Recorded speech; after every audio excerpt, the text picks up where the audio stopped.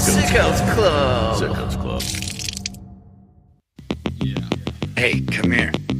You like pro wrestling? We got a little something for you. Two fans, 3,000 miles away. We each been watching for more than 30 years. Celebrate the art form, the action, the homoeroticism. We ain't rating matches. We ain't analyzing stories. We ain't experts. We just sit down, shut up, and mark out! Hello, everybody. Welcome back. It's yet another very special edition of Sit Down, Shut Up, Mark Out. And I'm Blade Daly. It's a pro wrestling podcast about pro wrestling. And joining me, maybe for the second, maybe third time on Sit Down, Shut Up, Mark Out proper. Yeah. Is my past and future podcast partner, Professor Co-host and toast to the third coast. Yeah. Professor Degree. Okay. All right. What? Do you want to say that? This is why I was hesitant. This is why I was hesitant to have you back. Is because you wanted to introduce me yourself? Just constant self-promotion. It's just, I know. You know, you're always trading off my audience to promote your wares. This is a wrestling podcast, so I'm just getting in on the grift, brother. Yeah. Carney style. Go ahead. What? I didn't have anything to say. I just already said my name. Oh, okay. All right. Well, guys, I was telling some people I know last night, we got to get good at grifting. Like, we're not good at that. And grifting kind of really is going through a thing right now where it's kind of the main thing going on in the world. It's kind of a driving force in this country. Yeah. So the world. Right. And I just feel like if you want to grift, now's the time. And speaking of which, make sure you go to sickosclub.com/merch and buy some from the Sickos Club because, folks, there's some really, really good stuff in there made by great artists, okay, who actually make these things, not AI, okay? We make the shit, all right? And I talk about the shit, but if you haven't, it's a way you can directly support what we do here. I'm very excited to see y'all. Very excited to have some new people in the chat. We are talking about, again, the least controversial thing we possibly could, which was Revolution 2026. So, having said that, let's get into it, Degree. I watched this live. Degree, I think you had to watch it on a bit of a delay. Is that correct? Yeah. I came in last night in the middle of Swerve and Brody and watched the rest. And then I watched the rest of it this morning. So it's a little bit fresh and a little not fresh. Go on. A little fresh and a little not. It's a little bit more fresh. Some of it is exactly as fresh as it is for you. And then the first half of it is actually more fresh because I watched that today and not yesterday. And you watched it yesterday. Wow. So everything you say to me about the first half of the show is going to be much more fresh than the second half of the show. Okay. And then there were two matches in the middle that I didn't see at all. Right. But you're just going to have to talk about those. You're like a Ziploc bag that couldn't protect all the freshness. Something like that. Yeah. Good God, what a weekend. Kayfabe K was originally going to join us. She was live at Revolution, but she has just no voice. She just can't speak. She's completely spent. She's going to join us at some time in the nearest future. She's also going to be in attendance at a Dynamite this week in Fresno. So perhaps, maybe next episode, maybe with the day in between to rest, she'll be able to join us, talk about the fallout on Dynamite. But holy fucking shit, Degree, there will be some fallout. My God. I've talked about it for weeks. AEW adding that never challenge for the men's world title stip to Hangman versus MJF was always going to generate a lot of sharp opinions. Okay. That's why they did it. Okay. It got a few. It got, I saw at least one. There was like a couple people who were bothered by it. Okay, there was a couple. Yes, and it generated some genuine interest and it's going to provide, an outcome even more polarizing than the stipulation actually being announced. And it did. Whether it drew interest or whether it drew pay-per-view buys, I don't know yet. We don't know. But, AEW's business has been on a steady incline. throughout this year, and from everything I've heard anyway. And I don't really follow ratings or ticket sales or shit, but it seems like everything's kind of trending in the right, has been trending up. And I've seen a lot of people online saying, hey, I'm watching AEW for the first time. Super excited, whatever, that kind of stuff. Yes. So I will freely admit, and we are not going to talk about this first thing for too long, but I will freely admit that I did not like that they announced this stipulation when it was announced. I was like, why are we doing this? Like, you never had to come back to this again. Right. And over the weeks, the chat, I'm blaming you in the chat. You guys slowly gaslit me into thinking that maybe this was all just kind of a front. By the time we did our prediction episode, the chat talked me out of thinking MJF was going to win this thing. Okay? Because logistically, when you look at it on paper, how could they go through with it, right? It made so much more sense not to go through with it. And really, I just thought it was a risky business idea. And that, TK is not going to risk the dollar bill, y'all, to simply do something unexpected, right? So we already have some hot takes coming in. Pippin, it was a bad idea and they should feel bad. Bleary Line 7, I would go on a limb and say that MJF Hangman in a Texas death match for the world title was totally enough promotion for the match. Could be.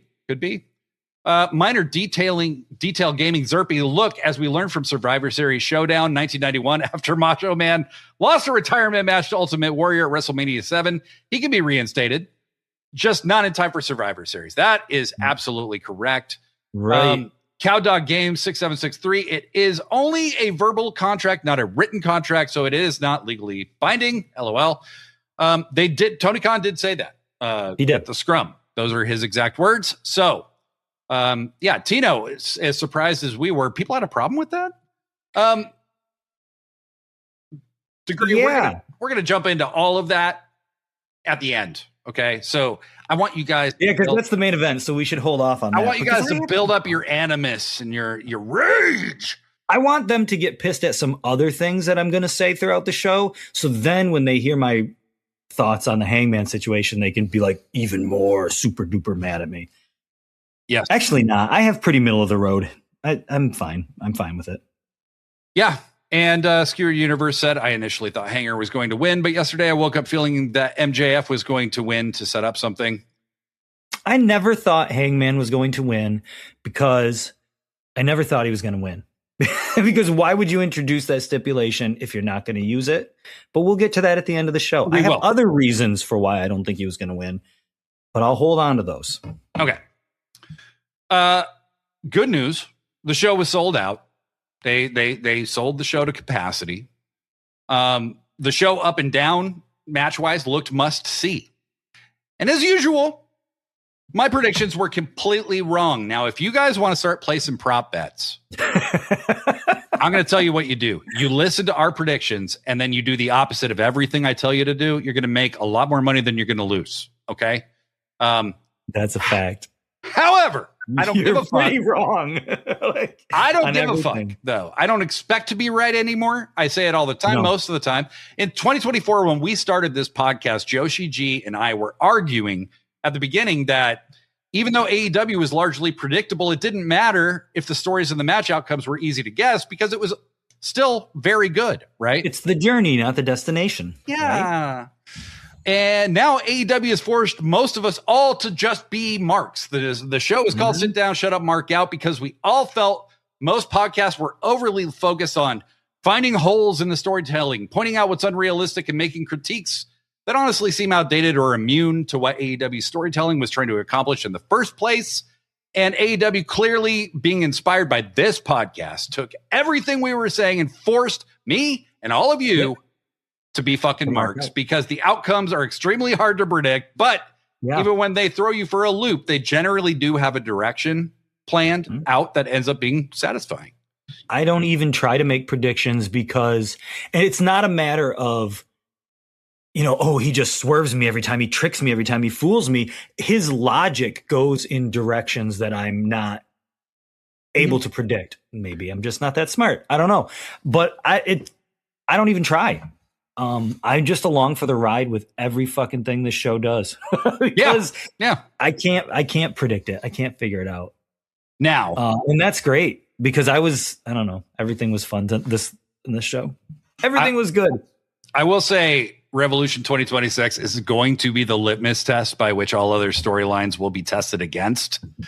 Like, it wasn't Revolution 2026 kind of crazy. It wasn't whether you think it's bad or good or whatever, but it wasn't fucked up like Revolution. But it wasn't that like crazy out there, We just just a few months ago, we were like, hey man, Tony Khan could just come out and take a shit in the middle of the ring. And after he pulled the Death Riders out of his ass, I don't care what he does, man. I'm here. I'm cool. Right. It was like everybody thought the Death Riders was going to be the worst thing in the world.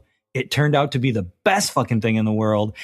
And it was like, Tony can do no wrong. I don't care what Tony does. I'm fine. It's cool. It's cool. Whatever. It doesn't bother me. And then now it's like, I don't know. I think I might have to take a break from AEW. Tony kind of got going crazy with the booking here. This is weird. I don't know. Go on. Yes. Now we're going to get into the 0 hour. So Degree, you were not able to watch this. No. I will fully acknowledge I got an important family call and watched most of the 0 hour without volume, but did see all the matches. My dad, Chatty Cathy, for seemingly no reason, doesn't usually call and talk my ear off for 45 minutes, but he decided to right at the beginning of the 0 hour. I thought there might be an emergency. No. He would have never called me if he knew what day it was. Exactly. I even said, I got a pay-per-view on, and he just kept talking. We also have to acknowledge that HBO Max royally fucked up by one. They didn't even air the 0 hour at all. And there was zero explanation until the last 5 minutes before the main card started. We had no idea what was going on. So I had to watch it on YouTube. Wasn't this the one that was like the first time they're showing it on HBO Max? Yeah. I mean, it was promoted that way. And it was just like, what is the deal? It was on YouTube. It seemed to be working everywhere else. So it's not an AEW thing. This is a WBD fuck up. But I got, the picture about 5 minutes before the show started on Max. I was watching it on YouTube, but this seemed to bleed into the pay-per-view for a number of people that I saw on threads. And that can only be described as a massive unforgivable fuck up by HBO. I don't see that they ever actually explained anything. Right. Like I said, I don't think it was an AEW issue because it was everywhere else. It was working fine. But to all of those of you who got fucked up, all of you should get refunded in your entirety and still get the show for free, I think. That's unacceptable. Did they announce that? No. Or are you just saying that? But I'm telling you guys to rail against HBO and demand that because you deserve that. Yeah. If this happened to you, I got a question. Will you continue to use HBO Max for pay-per-views, or are you going to find another provider? Were you able to get the feed before the show started? I'm genuinely curious. It's a colossal fuck up, and they deserve to be ripped a new one for it. You know what I mean? This is not really like a forgivable thing that even at a discount, that show costs $40 on HBO Max. You should not be paying for shitty service. Advertised that you were getting that. Right. I mean, they made if they had never said you were going to get that, okay, whatever. That's a different story. But if they're telling you you're getting it, then you should get it. Absolutely. Absolutely. Blurry Line 7. Ooh, Blade has family who love him. Just a few, not very many. It's believe me. I think his dad was just bored. He might have been. Blurry Line 7. I will say my AEW held up extremely well. Yeah. Like there was one blip out, which Triller was like 4 blip outs. So yeah, Triller was bad. Blip out to blip out. It sounds like things worked out pretty well. Yeah. That's the one I'm curious about. Yeah. Is that my AEW and how that goes down the line. Too Fat to Cook. My picture was fine live. I'm glad to hear it, my friend. Mine as well. Even Triller TV was having issues after the AEW Women's World Championship match, but they were able to fix it quickly enough. Cowdog Games. Thank you. And Skewer Universe, if they advertise something and cannot come through, then they should be made to compensate anyone that purchased the pay-per-view. Totally agree. I'm not saying they won't. I'm not saying they haven't. I don't know what the deal is. But people who didn't get to see the entire pay-per-view live should be getting a refund at the very minimum. So let's talk about the first match. And I know this must have killed you to miss, because I know this was the match you said was probably going to have the best work rate of any. It was Boom and Doom versus the Infantry. That's Big Boom AJ and QT Marshall. Was the Rizzler involved in this match? The Rizzler was involved in this match. But what did and yes, no, not only the Rizzler, Wayne Brady was involved in this match. Oh, yeah. So before the match, they interview Wayne Brady, and he looks kind of stoned and just kind of like, I'm happy to be here, and my favorites are like Swerve, and like I thought he was just kind of like put on the spot or something. Mm-hmm. Turns out not the case. In fact, Wayne Brady actually had a spot in this match. Lexi Nair interviewed Wayne Brady before the match. I haven't even thought about Wayne Brady in a long time. He is responsible for one of the greatest segments on the Chappelle Show back in the day. It was great to see him. And he's obviously clearly a huge fan. Okay. Yeah. I don't mind these Big Boom AJ matches because the crowd genuinely seems to love them. They put their all into promoting AEW. I mean, they're huge. Yeah. You know, and they still seem somewhat relevant. They aren't like influencers that their time is come and gone. They still seem to have a big following. Well, and the one dude was a wrestler prior to doing the Costco thing. So it's kind of like, I don't know, at least he can wrestle. I don't know. Or he has some wrestling knowledge. I don't know. It's fine. I have no problem with those guys. And I fucking like Costco too. Yes. Yeah. I like Costco as well. We just got one here. Yeah. Zerpy says, put on the spot. What you think Wayne Brady can improvise? Apparently not. Yeah. I mean, he did a good job working me, as Tino points out. Blurry Line 7 says Justice has a better spear than Copeland, and that's not even an exaggeration. I agree. Yeah, I think Copeland, since he had those neck surgeries, his spear really went downhill. Right. Probably should have just stopped doing it, to be honest with you. Yeah. And so maybe a 13-year-old shouldn't even start if the other dude ended up having neck surgeries. But hey, who am I to judge? Yeah. Big moment with Shane Taylor getting into it with Wayne Brady, and then he pulled Wayne Brady over the railing. Brady took a back bump. Shane pie faces the Rizzler to the ground. God damn. He pie faced a child. And I laughed on the phone with my dad, who was like, what's so funny? And I was like, never mind. You wouldn't. Dad, you know who the Rizzler is? Yeah, exactly. That was fucking hilarious. What's awesome about that? I laughed. Oh, sorry. Go ahead. Well, what's awesome about that moment too is these are your big, merchandising guys, your tie-in guys, your influencers, right? And they put them in there with Shane Taylor and the Infantry, who I'm a big fan of, and I want to see get pushed. So that's cool to me. If the guy that if your big advertising dude is mixing it up with the dude that I want to see pushed, that probably means that guy's getting a push. Yeah. That's cool. Yeah. You know? Well, and Carly Bravo at one point saw his girlfriend, that very tall woman, I can't remember her name at the moment, saw her talking to, I believe it was Big Boom AJ, and he ran out and like separated them. He's like, you don't look at him. You forget about him. Right. That's awesome. Hilarious stuff. I love Carly Bravo. He is very entertaining. That dude is very entertaining. Yeah, I don't get to watch as much Ring of Honor as I'd like to, but those guys are always driving me to it. I think they're cool. Boom and Doom get the win. Shockingly, they beat the Infantry. No surprises, but it was a fun enough match. I was sports entertained, and I don't mean that in a derogatory way whatsoever. Pippin, I want Shane Taylor on Dynamite. I totally agree. I want the whole group on Dynamite. They are really one of the MVP backbones of ROH. To be they are. They'll do anything they're asked to do, and they'll do it well. And I mean, that's hard to quantify how valuable that actually is. Blair Line 7, it was a Rizzler. He was using his Riz. I mean, I think that's what he has the name for, Yeah. Skewered Universe, the Rizzler is like Andy Milanakis, looks like a child, but is an AARP member. Yeah, very possibly. What was the next match? Shut up, Degree. You got it. We got that means like 2 more hours. We got Willow Nightingale versus Lena Cross. Colossal. And I actually wanted to watch this match too.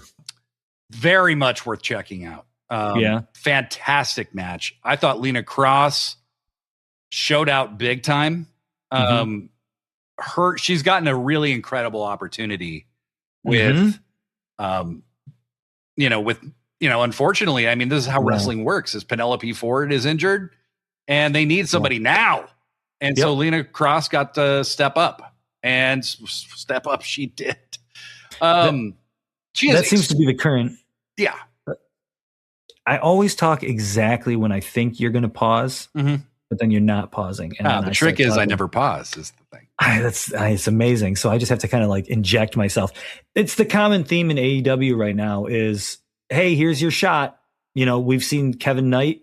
Okay, people seem to like you. We're going to give you a shot.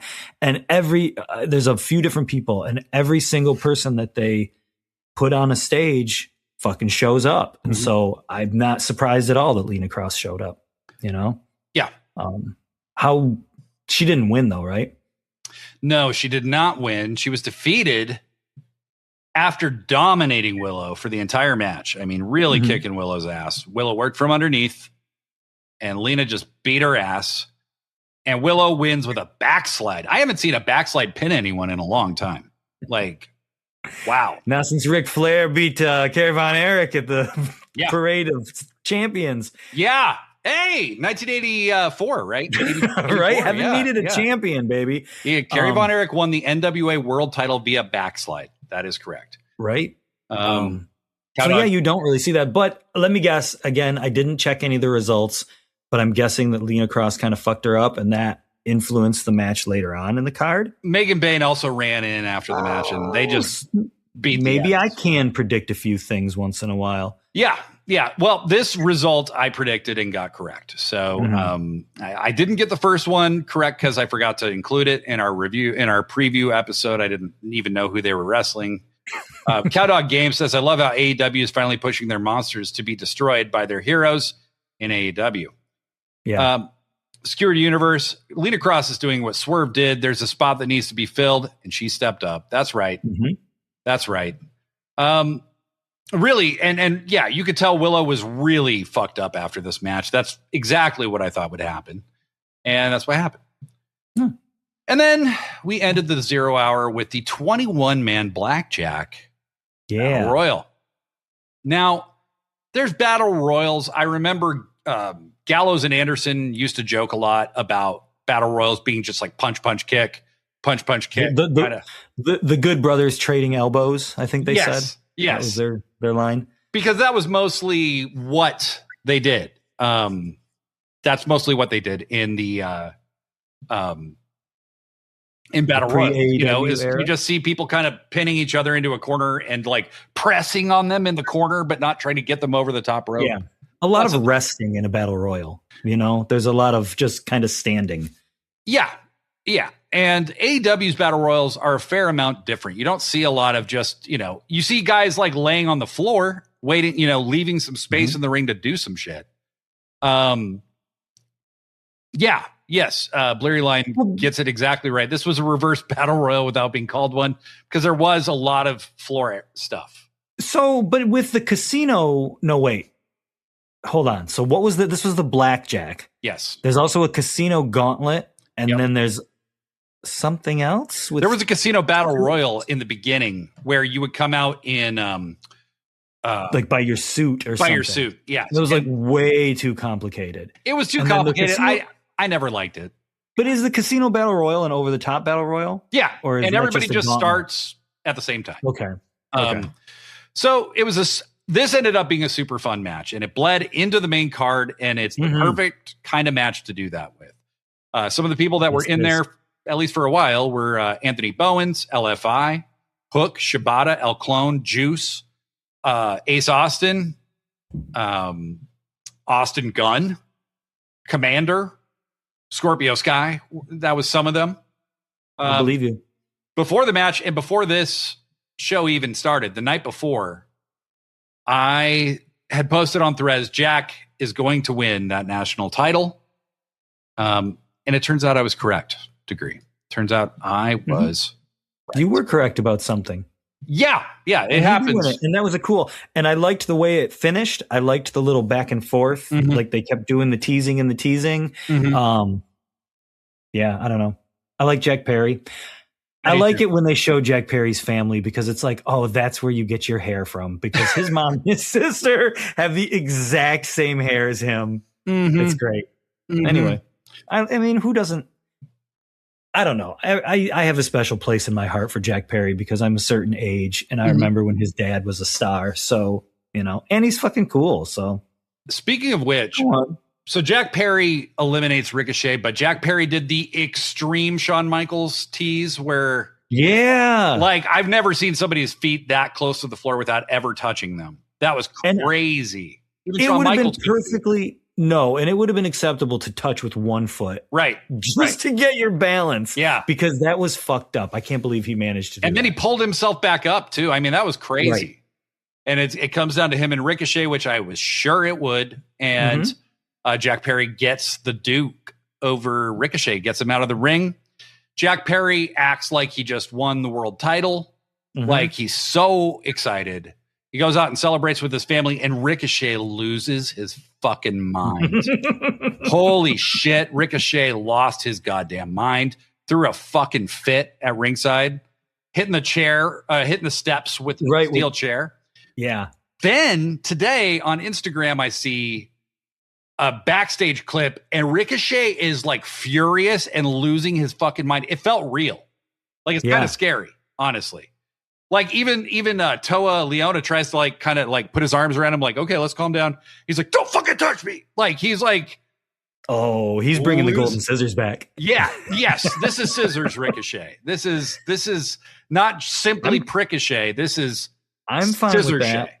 Yes. I'm fine with that because underneath those kind of assholes, there's like a sinister, cruel person waiting to come back out, and I'm ready for it. That's fine. Yeah, and like I said, the scapegoat bus is now the Jungle Express. That was dope.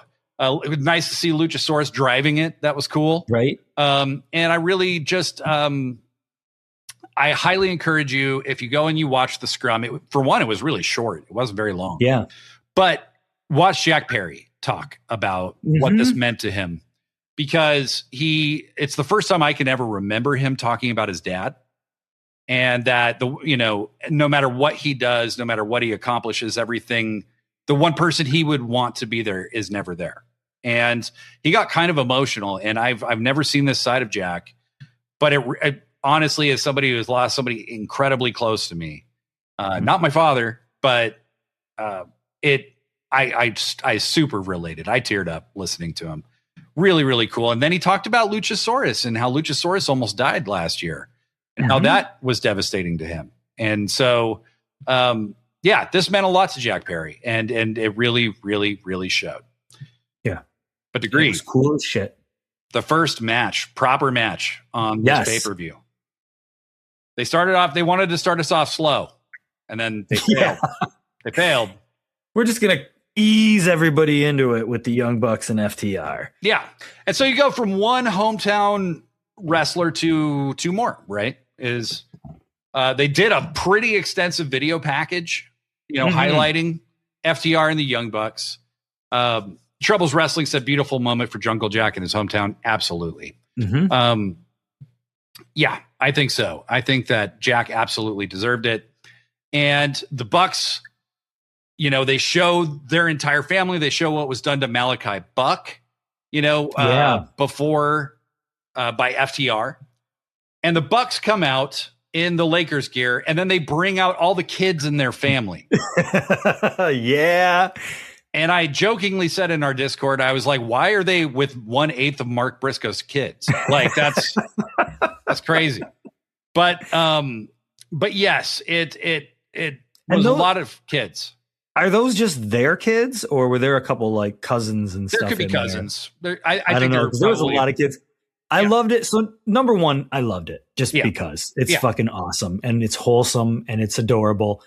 But then there was the one kid, and like who you could tell maybe it takes dance classes or like is in drama or something, because one of them had a little bit more sass than everybody else. And she was like kind of coming out in front and doing her little dance, and all the fucking money dropped.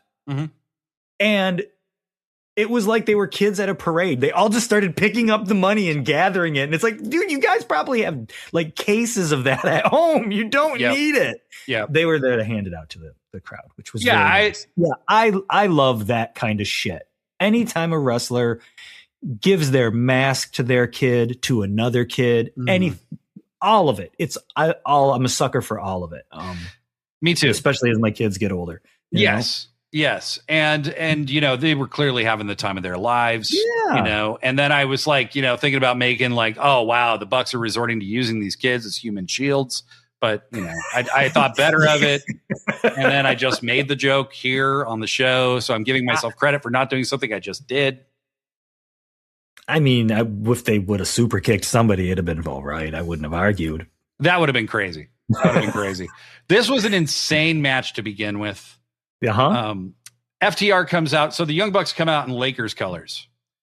FTR comes out in Celtics warm-up clothes. Like, I got that joke. Yeah. Unbelievable. I loved it. I loved it. It feels like these teams are more like personally connected to each other than they ever have been, because the give and take in this one was better than I've ever seen it. With the Bucks and FTR, I am a fan of both these teams. They are the best tag teams of their era by far. And, you know, they were 2-2. Whoever wins this is going to have the career lead, right? To agree this match. I mean, what, you know, without getting into, you know, tons of spots and stuff, what was your feeling about this match? I mean, number one, I was kind of surprised by the outcome. I was shocked. Yeah, I did not think that that's where somebody just said something in the comments here about the Bucks feeling like they're on a retirement tour. And that's kind of what it feels like to me sometimes, where it's like, this is the big feel good thing. Yeah, I mean, as you said, there's just a back and forth with these guys. There's such a natural, they've done this match so many times, and that's not a negative comment. You can keep going back to this well as many times as you want. It never gets old. It's always original. There's always something creative. There's always something that they build on an older match. Yeah, it was cool, but kind of a shocker, I have to say. I mean, I guess initially, but then it wasn't. Well, and I liked how they did all of it. So Nick Jackson gets busted open super hard way. Like, and they really gave Nick his own spotlight in this match. And in a way that I've never seen them do, which is like everybody's kind of getting Nick over like a little more in this match. Matt's laying out and letting Nick's just getting the fuck beat out of him. He's taking everybody's finisher and kicking out of everything. Well, it always feels like Matt always kind of gets people are always Matt. Oh, if somebody was going to have a solo career, it could be Matt. So it's kind of nice for Nick to get his flowers once in a while. Nick is fucking great. He could have been just as good as Matt. He's just as good as Matt. They're very different in their styles too. And I like, but he took the Shatter Machine and kicked out. He took the Spike Pile Driver and kicked out. He took the the EVP trigger and then kicked out at one like Kenny Omega did in their match with Hangman forever ago. So awesome. Dax Harwood, I believe, hardwayed himself on the ring posts. And was bleeding like crazy. I say that because I didn't think there was enough time for him to blade. Like between the time I saw him hit the ring post and saw him again, and he's just gushing blood. It was like, no, I think he hardwayed himself. It looked pretty fucking brutal. He takes a bunch of Young Bucks finishers and kicks out of them. You know, it was very give and take between all the teams. Just awesome stuff. And FTR ends up hitting, after they convince you that it's the end about 400 times, FTR hits an avalanche shatter machine on Nick and pins him clean. Pins him. There was no like mega chicanery, no like, I don't know, he just pinned him. And I will say there is some wonderful news to come out of this match, which is like, praise the Lord, Stokely Hathaway is healed. Oh, yeah. Praise the Lord. He was miraculously healed. He stepped out of his wheelchair. Oh, that was great. He's walking again, guys. He's like looking at his legs, kind of like, what? Whoa. Yeah, exactly. No, I love that. And then the moment that I think we all saw coming, the lights dim as FTR stands triumphant, and the Young Bucks just slide out of the ring. They are the hometown guys in the hometown sports teams stuff. And they just lost clean and rolled out of the ring. Yeah. They're very giving. Since the beginning, and I don't know a whole heck of a lot about the Bucks prior to AEW. I mean, I knew who they were, obviously. I had seen matches. But as long as AEW has existed, the Bucks have been very giving. They're always willing to roll out of the spotlight and let somebody else take that shine. Whether even she had right in the back. I mean, we always go back to the beginning of Private Party winning in that initial tag team tournament. Yeah. But tonight they rolled out of the way and they let a couple other dudes take the spotlight. This was masterful storytelling. So the Young Bucks lose clean to FTR in their hometown. All right. The Young Bucks could be getting booed. You know what I mean? Like that kind of shit could happen. And instead it's all like redirection, so like the lights go down, everybody knows he's coming out. You're just waiting for it to happen. And then I love that video that played where it kind of gets to spelling the word revenge. Oh yeah. And with the signature R. Then Christian comes down. I love Cope's shirt that it said Copeland and Cage, and then it's Cage is X'd out on the bottom and put above Copeland. Yeah, that's great. That shirt in one shirt explains their entire dynamic. I love it. Yes. And it's just great. And I know Christian Cage has said it in interviews where he's just so happy to be getting kind of, I don't know if this is his retirement run, but it's nearing the end of his career. Yeah. And he's just so pleased with the way it's going. And as a fan, so am I. Yep. It's great to see Edge and Christian had their own solo careers, but Edge and Christian as a team were so fucking funny and they was so much fun. And so it's great to see, Cope and Cage as a team. As a team. Yes. And it's not one over the other, just as a team. Yeah. Well, Great. Christian over Cage, obviously. Of course. But they run to the ring. They beat the shit out of FTR. FTR leaves. He pepper sprayed them or something. Christian, pepper sprayed Cash. Yes, he did. And then Stokely is left standing alone in the ring with these two. And they hit him with a spear. Not as good as Big Justice's spear, but still. And then Stokely rolls out and the Bucks roll in. Cope and Christian pick up the tag titles and the Bucks are standing directly behind them. And this seems like it's laying it all out for you. I know people have said they are tired of the tag division revolving around FTR and the Bucks. And believe me, I actually understand. As big a fan as I am of these teams, I understand. I get it. But they almost directly to me are saying Cope and Christian are going to win these tag titles from FTR. And then they're going to fight the Young Bucks. Yeah. Period. Which is I like that ending better than what this would have been. Get your dream matches. You're going to get your dream matches. Your tag team dream matches are going to happen. And while you have these three teams battling each other, they can then put over everybody else too. Yep. And I think there is a lot of intentionality that's going into this. Well, and that's the thing is they've done so much work building their tag team division over the past few months. And it's like, you don't just have FTR or the Bucks. Right. You've got a lot of top teams, a lot of older top teams that can put over these young teams. I can't wait. I'm excited for the next year or so. Yeah, me too. In the tag division. It's me gonna be too. a blast. Hell of a way to kick off the show. Jesus Christ. I mean, just a gigantic fucking moment.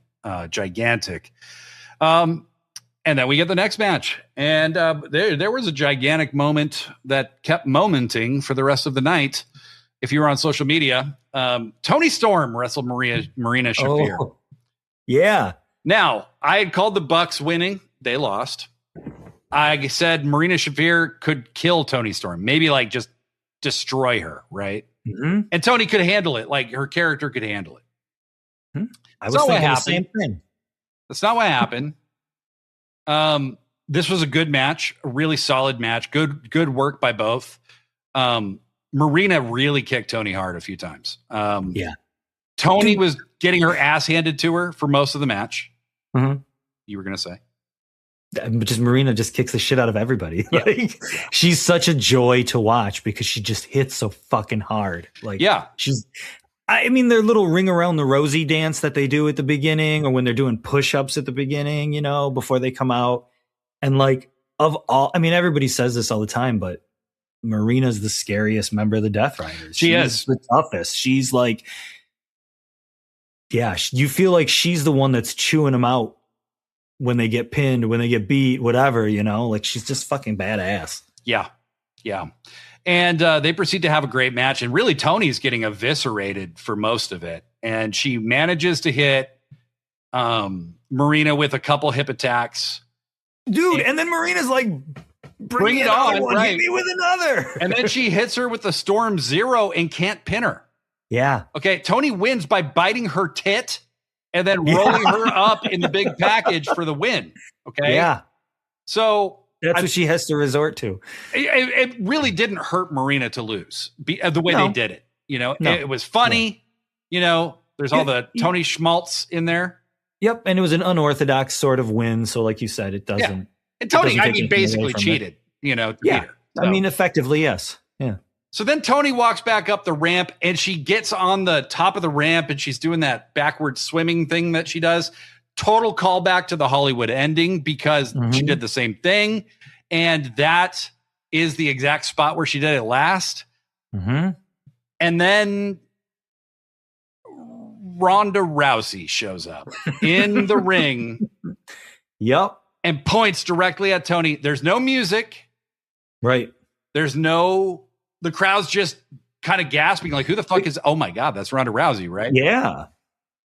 The whole thing gets made by the way Toni sits, like takes notice, sits up, and then puts that evil smile on her face, and then walks down to the ring and is like, let's do this right now, bitch. Yep. And then tons of security gets in the ring. Okay. Which I love because that adds, it makes it, it's like, she's not even supposed to be here. Right. What's going on? Right. You know? Right. Yeah. And then basically Marina gets like a cheap shot in on Toni while she's being held back by security. And Ronda leaves with the Death Riders. Yeah. And I thought to myself in the moment, that's really cool because this is a huge moment for Toni Storm and for Marina, theoretically. But that is not what social media thought. That is not what social media thought. Now, look. I'm going to be real clear about something. I am not blaming you if you hated this, okay? I am not going to diminish how anybody may feel about Ronda Rousey being in AEW or with AEW for a brief time. I thought it was kind of telling that she showed up and they immediately said, she's got to fight May 16th. I mean, it really set it up to sound like a very short-term commitment. I don't think she wants to wrestle full time. But here's what I'm going to say. I've watched this shit for a long time. Okay. Wrestlers are a terrible beacon for morality. Okay. Like they're just not the people I go to. So I was excited for Toni Storm and Marina to be able to tie it up, you know, and get a bunch of attention on themselves. Okay. That's what I'm excited for. And I still am. But if you're not, I understand. I don't want to demean how you feel in any way. I know that Ronda has said terrible shit, quite honestly, that I don't agree with in any way whatsoever. I think it is terrible shit. Unfortunately, athletes are very weird people, and a lot of them say really terrible shit. They are good at a very specific thing, but they live in a bubble, you know, and they're not the most developed minds in the world. And so for me personally, that's kind of where I leave it with wrestlers and athletes for the most part, is because you're only going to be disappointed the further you look into almost any of them. Degree, you're not saying anything. It's making me nervous. I'm just agreeing with you, which is partly I'm agreeing with you, and then I'm also speechless because I'm so shocked that I'm agreeing with you about anything. Yeah, I don't know. I mean, I know that. I mean, I don't know how much we want to get into this tonight. I know that Ronda Rousey has apologized for the Sandy Hook statements, and I've read what her apology, and it strikes me as sincere, or at the very least, it strikes me as not being. Whoever, if she got somebody to write it for her, which I'm sure she did, they did a good job, I guess. I don't think that statement about Sandy Hook that she released, any publicist would let you release, because it was actually. It seems. I mean, it's been a while, but it seemed like she actually was like, I took the time to think about this, and I was wrong. Yeah, I mean, and she said, if you hate me, if you want to cancel me, right, blah blah blah, I deserve it. Yeah, and those are the things that I tend to look for. Yeah. when celebrities give apologies. Hey, okay, well, it actually sounds like you mean that. Yeah. She's made some pretty transphobic comments. That's what I understand the rest of it is. I don't know a lot about that. Fuck that. Fuck her. Yeah. If that's the case. That. Yeah. I'm not Ronda Rousey's friend. You know what I mean? No, and I don't. If they're platforming, it's not like they're like putting Ronda Rousey out and saying like she's our spokesperson or something. You know what I mean? It's like, look, we paid her to come and work this job. So I don't know. Yeah, if you hate it and it pisses you off to the point that you don't want to watch, you're right. Yeah, I'm not going to argue with that. Like, and that's 100%. Like if this causes you not to want to watch AEW, I understand. You know, if that's where you're at, I respect that. Tino Ibarra said, why would anyone have a problem with Ronda Rousey? It's not like she said anything super problematic or anything. Right. Yeah. And, you know, I saw a story from like 2016 where she really disputed what she had said about the trans athletes and stuff. I don't, you know, I'm not completely up to date about absolutely everything Ronda Rousey's ever said. She's obviously an imbecile. You know what I mean? Like, I don't value her opinion about these matters. They have nothing to do with shaping my opinion about these matters. Right. You know, trans rights are human rights. That's the bottom line for me. Exactly. But yeah, no, it generated a lot of discussion. And that's fine. It should generate discussion. And we should all discuss these things nicely. Yeah. And Skewered Universe podcast says, I think what was cool was Tony immediately strutting back to the ring with no fear and looking to fight some more. Agreed. Troubles Wrestling says athletes rarely are road scholars, and that is absolutely true. Blurry Line 7, here's the thing. If she's working with AEW, she knows which company she's working for. She knows fans will not tolerate that shit. Yeah, I agree. And then brings up a point. So Sean Ross Sapp posted about this, and this is just the entertainment business. Blurry Line 7 makes the fair point, but also Trey Miguel is banned from AEW. Now, there's one obvious difference between these two people. The general public knows who Ronda Rousey is. They have no fucking idea who Trey Miguel is. There's nothing fair about the entertainment industry. I'm not saying it's right. It's just the way it is. Ronda Rousey, they think will move some numbers. Trey Miguel, they clearly didn't think would, right? So the other part of that is that Trey Miguel didn't just say some homophobic shit. He said some anti-Semitic stuff. He said some racist stuff. It was a lot more than just one comment. So is Ronda Rousey. So I'm not defending her. I'm not defending WBD. I'm not defending Trey Miguel. I'm not their advocate, right? I'm just saying, for me, realizing that Ronda Rousey still has a little bit of star power to donate, she's giving it to Toni Storm and her friend Marina Shafir, both of whom I have a very high opinion of, and I'm excited for them. So to me, it was largely a positive thing. Blurry Line says, Trey apologized within 1 week of what he said. Ronda took 11 years and hid it behind the paywall of her book. Fair. That's fair. I don't know anything about the Trey Miguel stuff. He's the dude that was in the Rascals or something, right? Yeah. He was originally. Who's the one that took the picture with the mustache? That's Zach Wentz. Okay. And he's still around, right? He's the white guy with the blonde streak in his hair. Yeah. And MJF spoke up for him. Yeah, I remember that. No, I remember that. Yeah.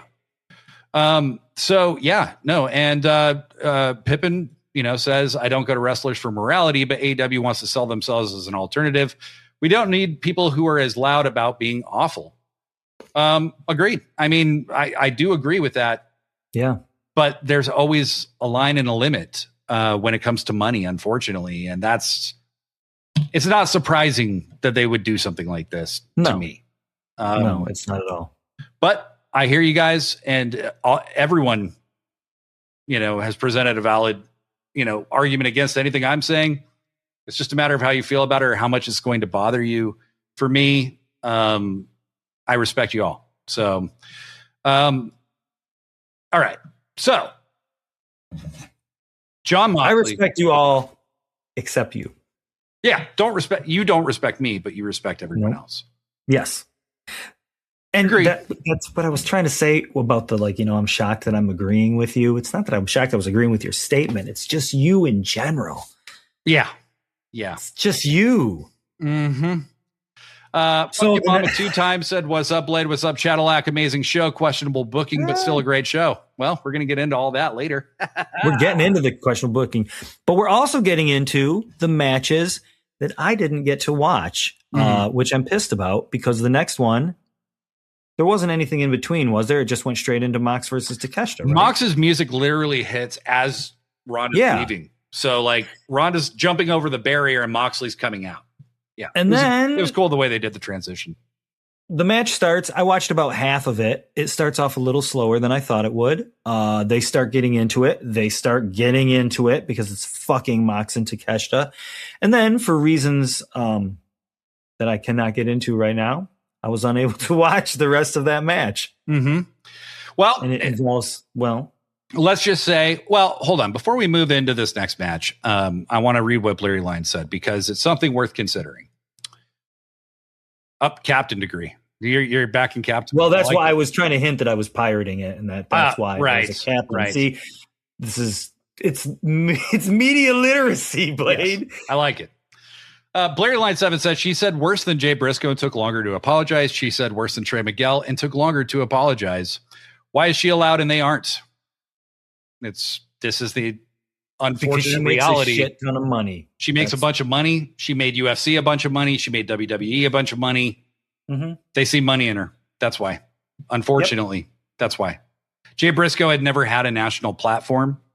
Right. Trey Miguel has debatably never really had a national platform, depending on how much you put, depending on how much faith you put into TNA as a national force. Yeah, I was going to say, were they in NXT at some point? They were. Isn't that where the Rascals first kind of they went to NXT first. So Zach Wentz got fired when the picture of him wearing Hitler costume came out.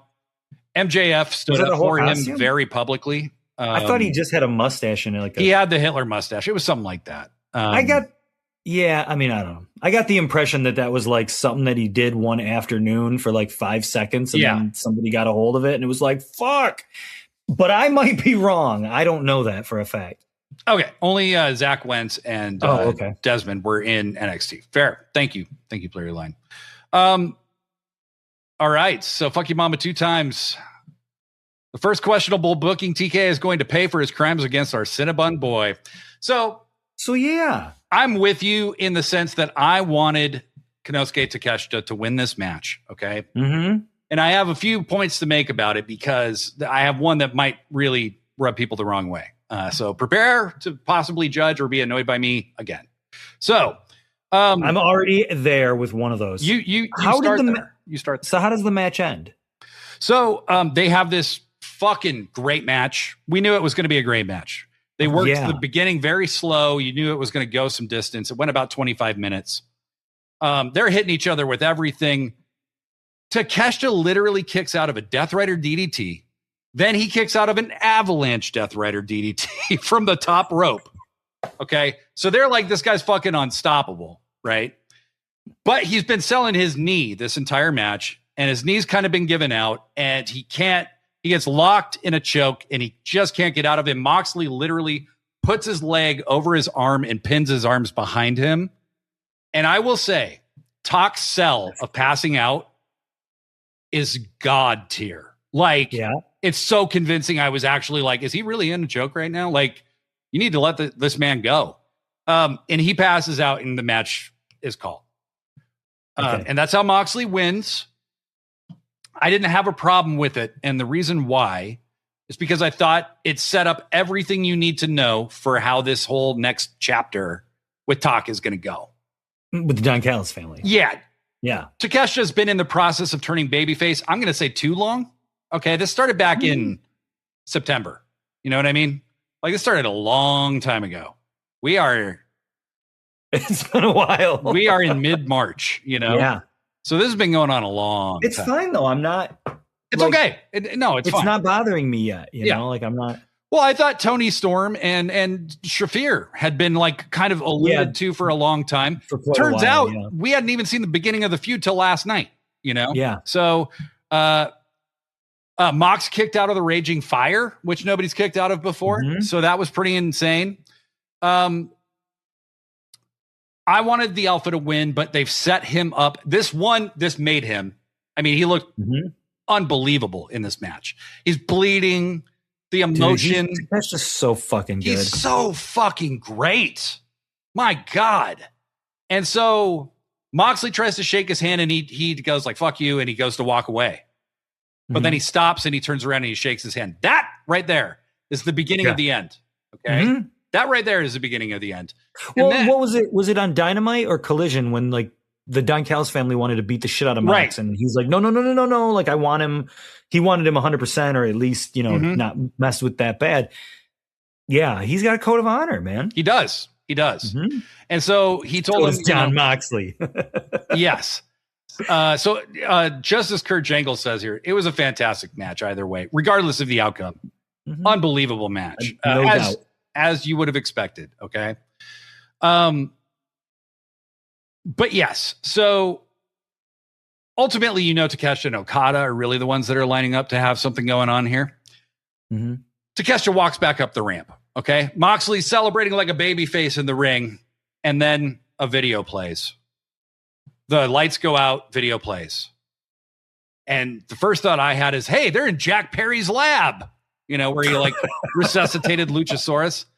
And yeah. And so they're in some kind of lab. Okay, this is this big dramatic production, and they show somebody underwater with tubes running all over them. It's Will Ospreay. This is like a fucking Bacta tank. Yeah, exactly. Oh, that's badass. It's so I didn't see any of it. It was so dope. And the video plays, lights come back on, and Ospreay's like basically like, I'm back, right? And Moxley's like, whatever. That's stupid. That's dumb. And he's like about to leave, and then Ospreay's music hits. Ospreay comes out and just takes apart the entire Death Riders. He hits Mox with a hidden blade immediately. He's throwing hidden blades around like they're fucking like on clearance. You know what I mean? Like Wheeler Yuta gets the fucking living shit knocked out of him.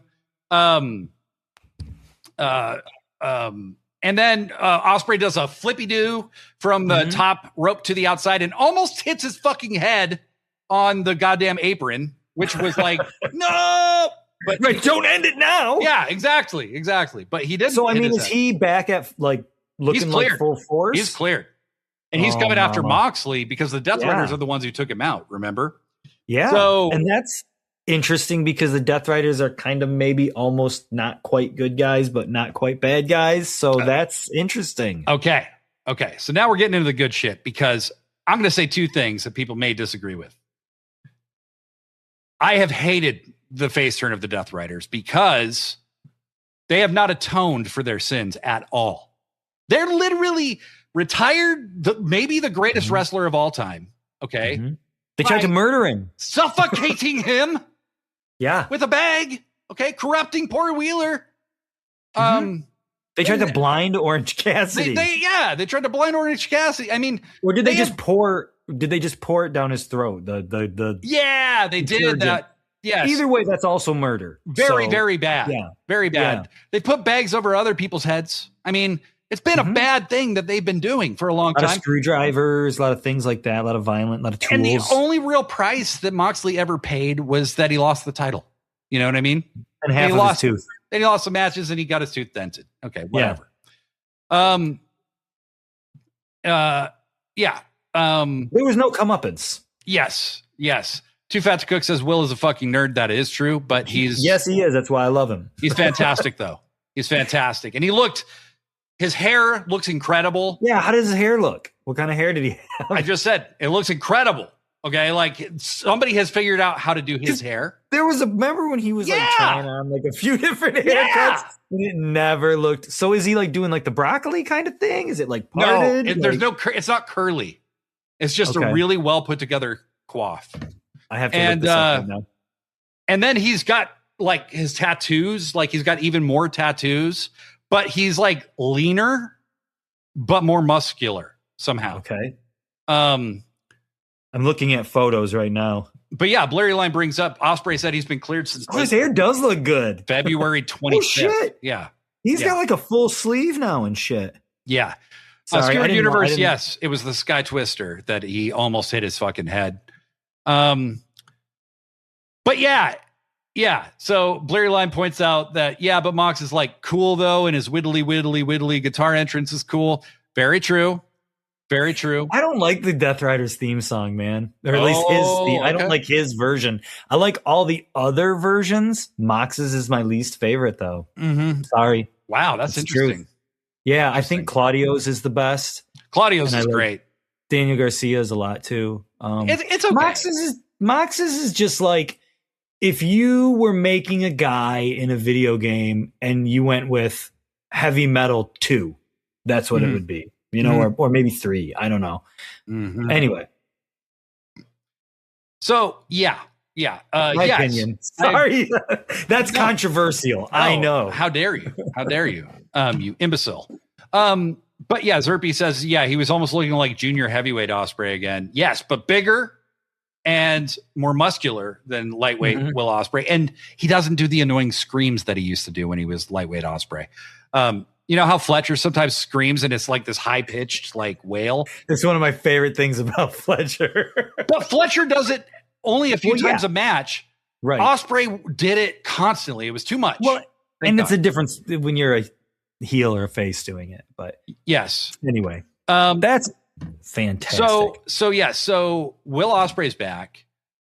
I feel a little bit of Jon Moxley fatigue right now.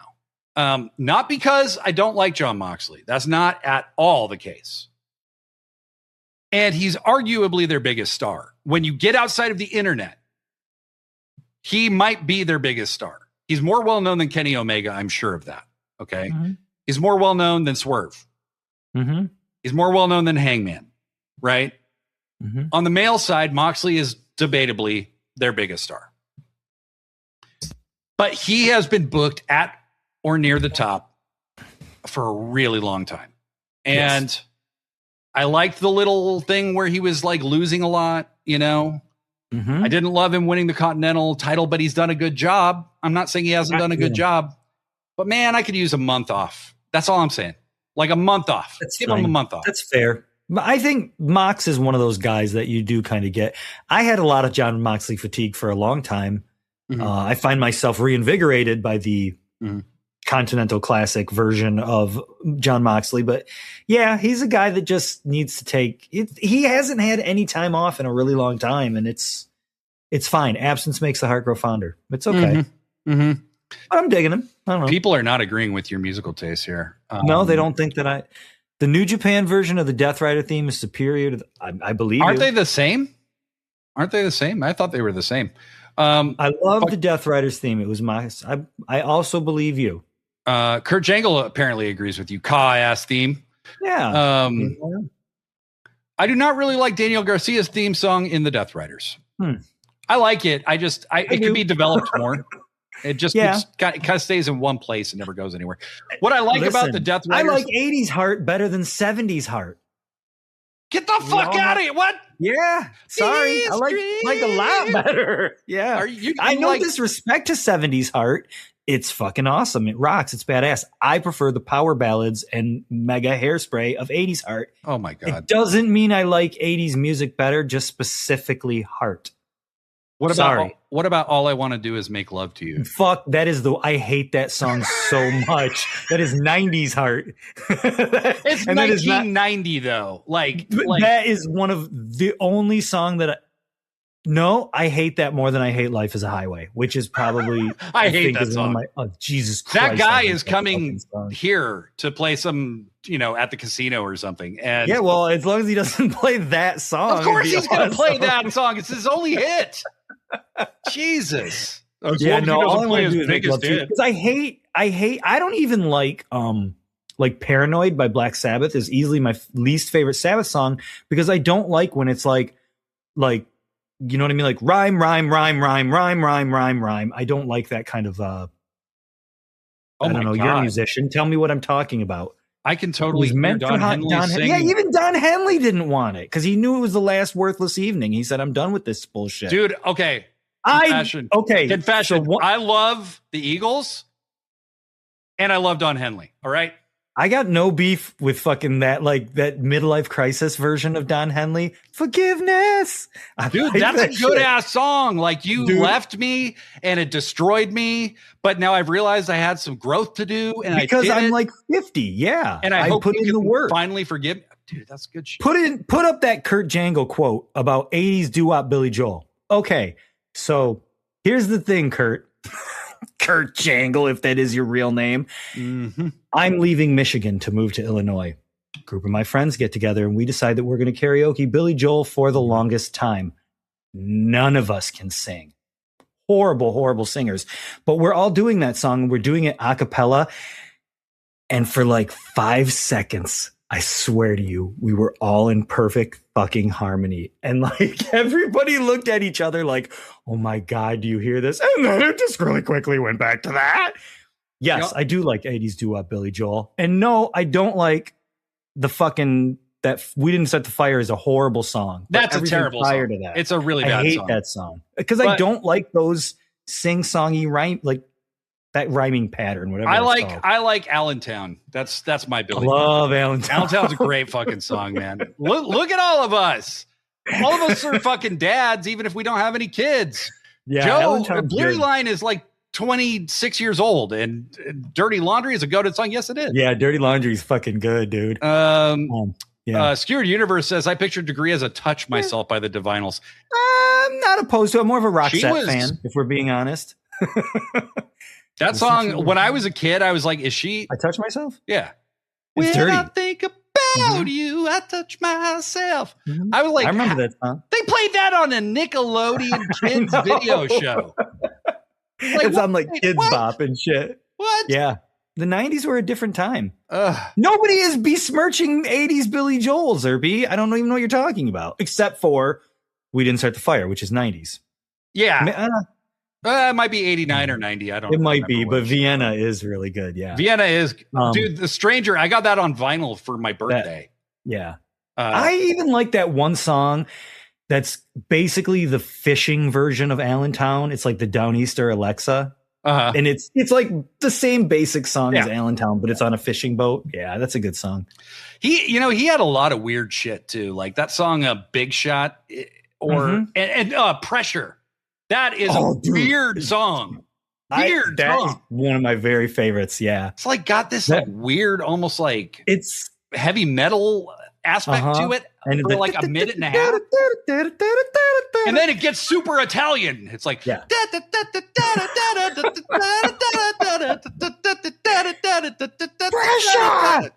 That's a really good song to karaoke. Thank God you guys didn't pay us for this. Thank God. So we were talking about a revolution, and there's going to be a revolution. Yeah. Oh my God. We got. Joe Walsh on another podcast. Yeah, Joe Walsh. We're gonna have to start a new podcast. Like this is crazy. Yes. Okay. Movie soundtracks. So Mox versus Takeshita was no doubt good. Then was there anything between that and the next match? No. And I mean, pretty much this show is just like, okay, that's over. Next match. You know. So I totally did not see the women's tag match at all, but it did go as I think we both predicted. It did. Divine Dominion. Divine Dominion. Is that what they're called?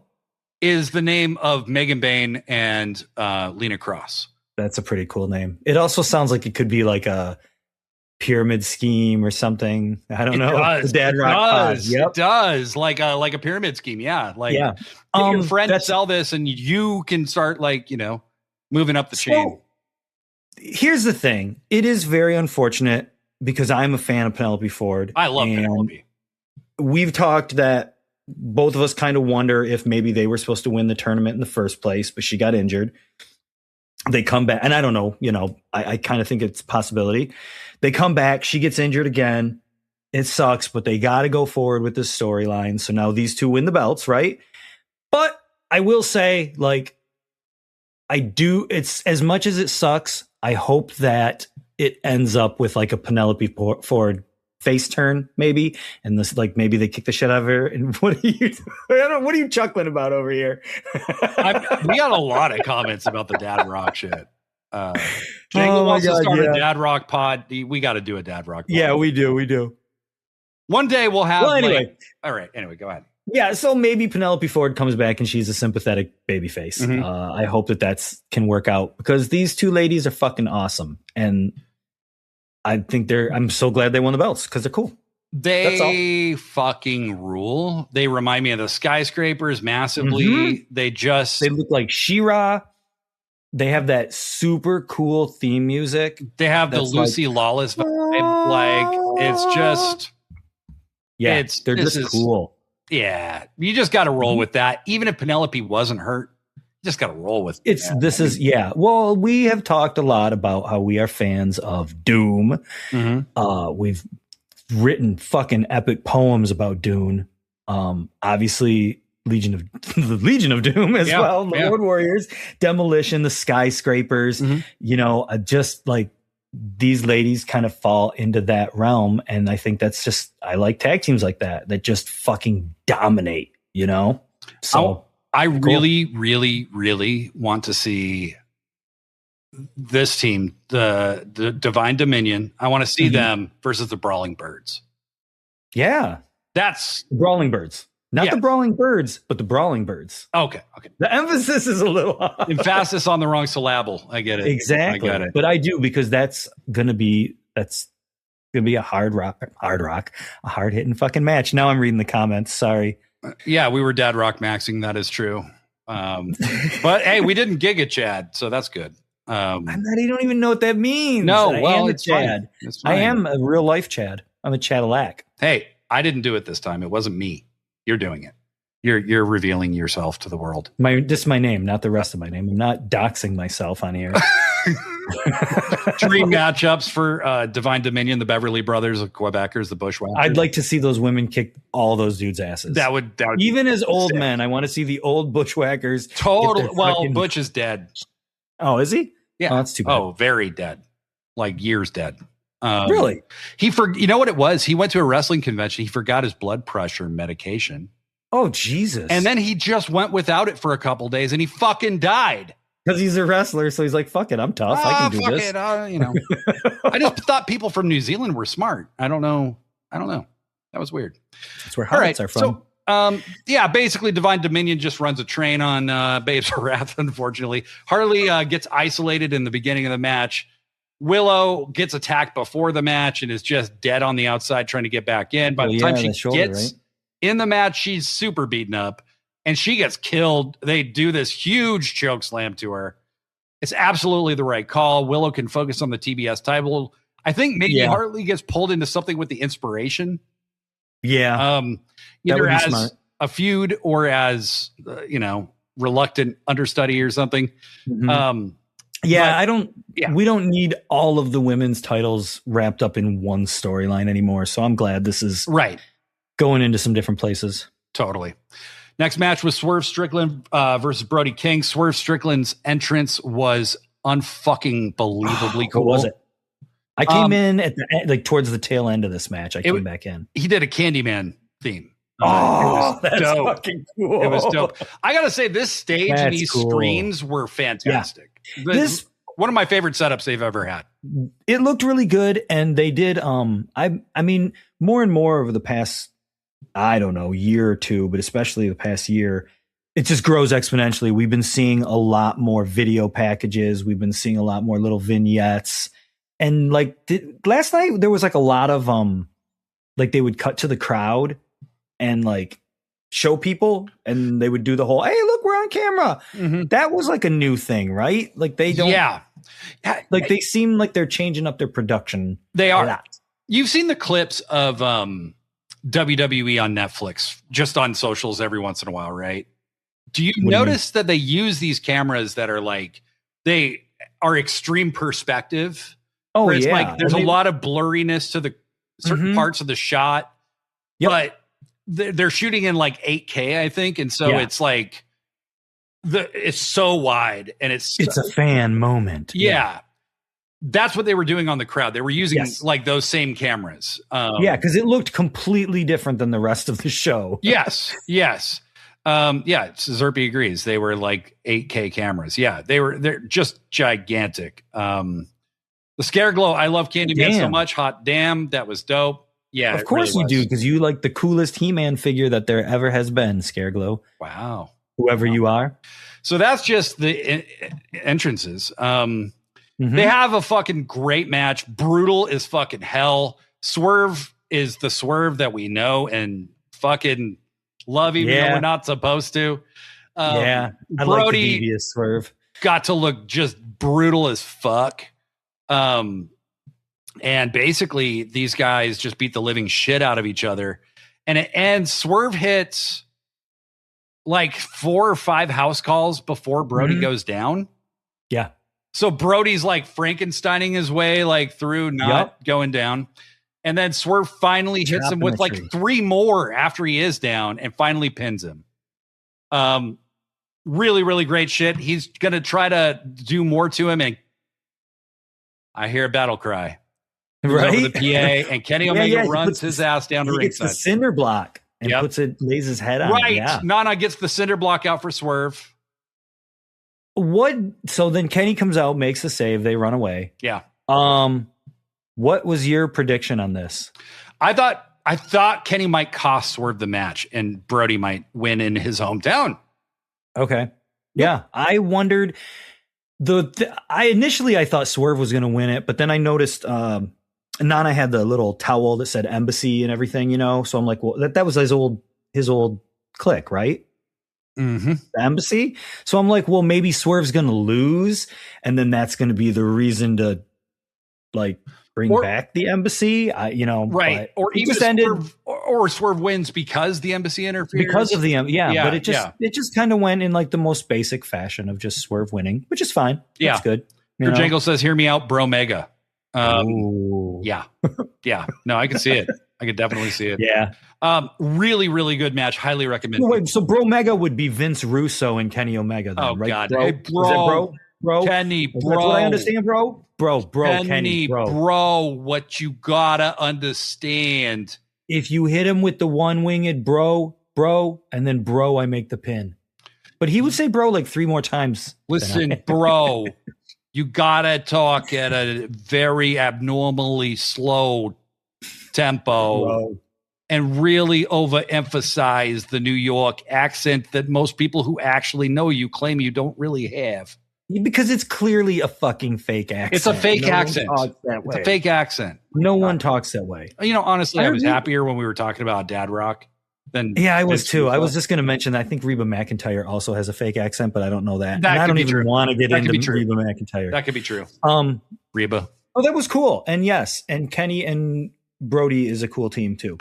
Yeah, well, and Kenny versus Swerve needs to happen at Dynasty in some kind of crazy match, because I'm going to be there and I want to see that match. Tony Khan, listen, you put me through a lot last night, bro. I need you to give me Kenny Swerve at Dynasty, and I need you to give me Okada and Takeshita. Yeah, I'm not asking for much, just the world. Especially after I was supposed to get Okada and Takeshita at World's End and didn't get that. You were supposed to. You I would was have. supposed to. I fantasy booked it in my head, and therefore it was supposed to happen.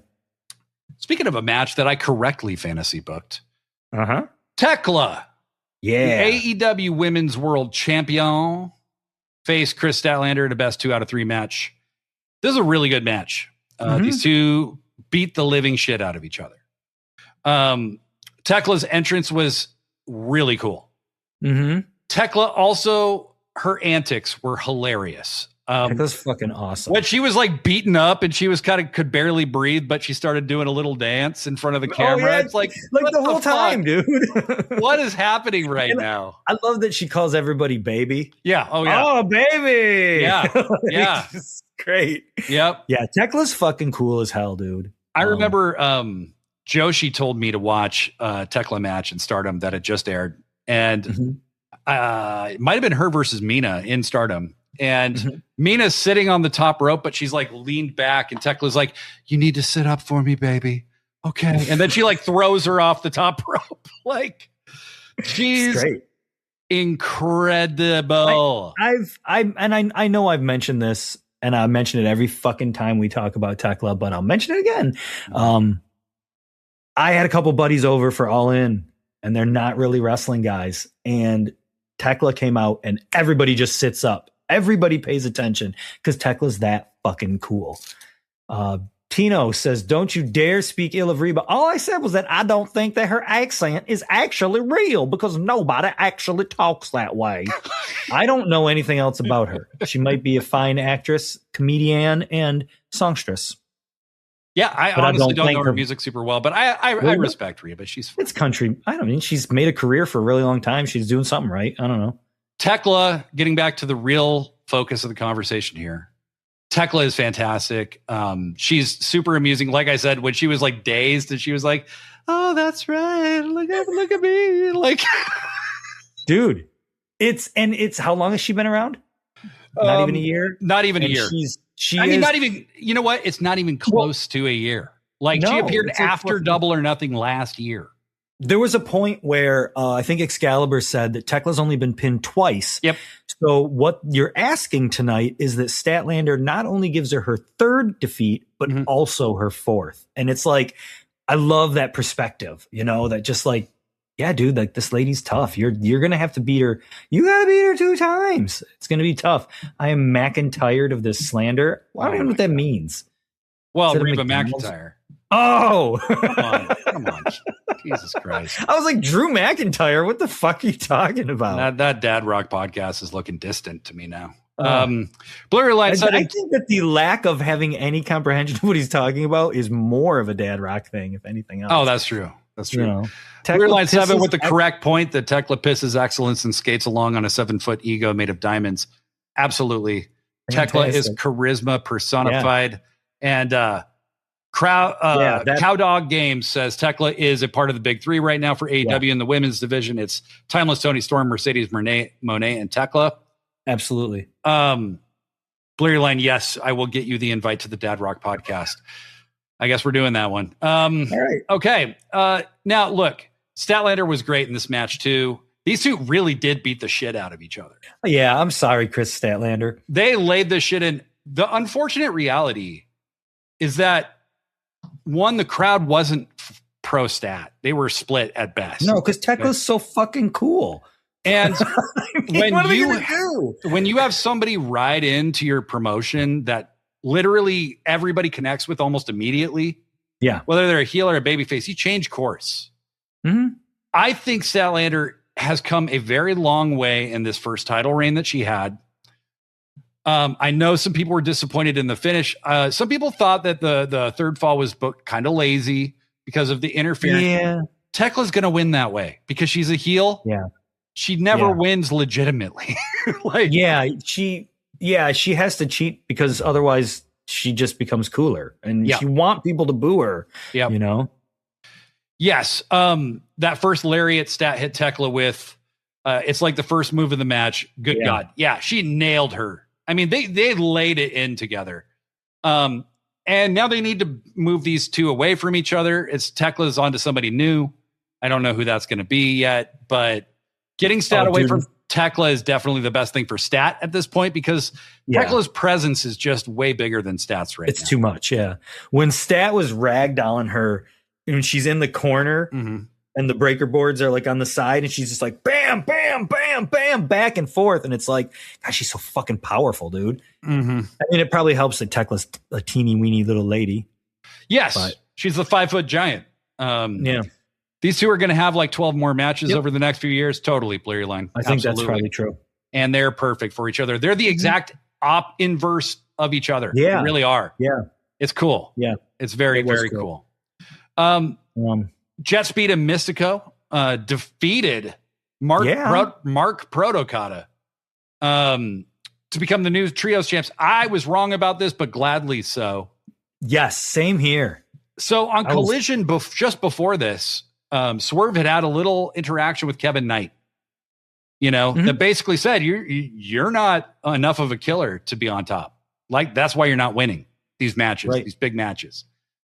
I thought they were going to lose this match and that Fletcher, Okada, and Davis would win. And this would start Kevin Knight's descent into something. Because that's how every other wrestling promotion would do it. But in AEW, it means it's probably going to be 3 to 7 years before it actually happens. It's going to roll out a little slow in the dub. Yes, that's true. That's true. It's fine. I'm not dogging it.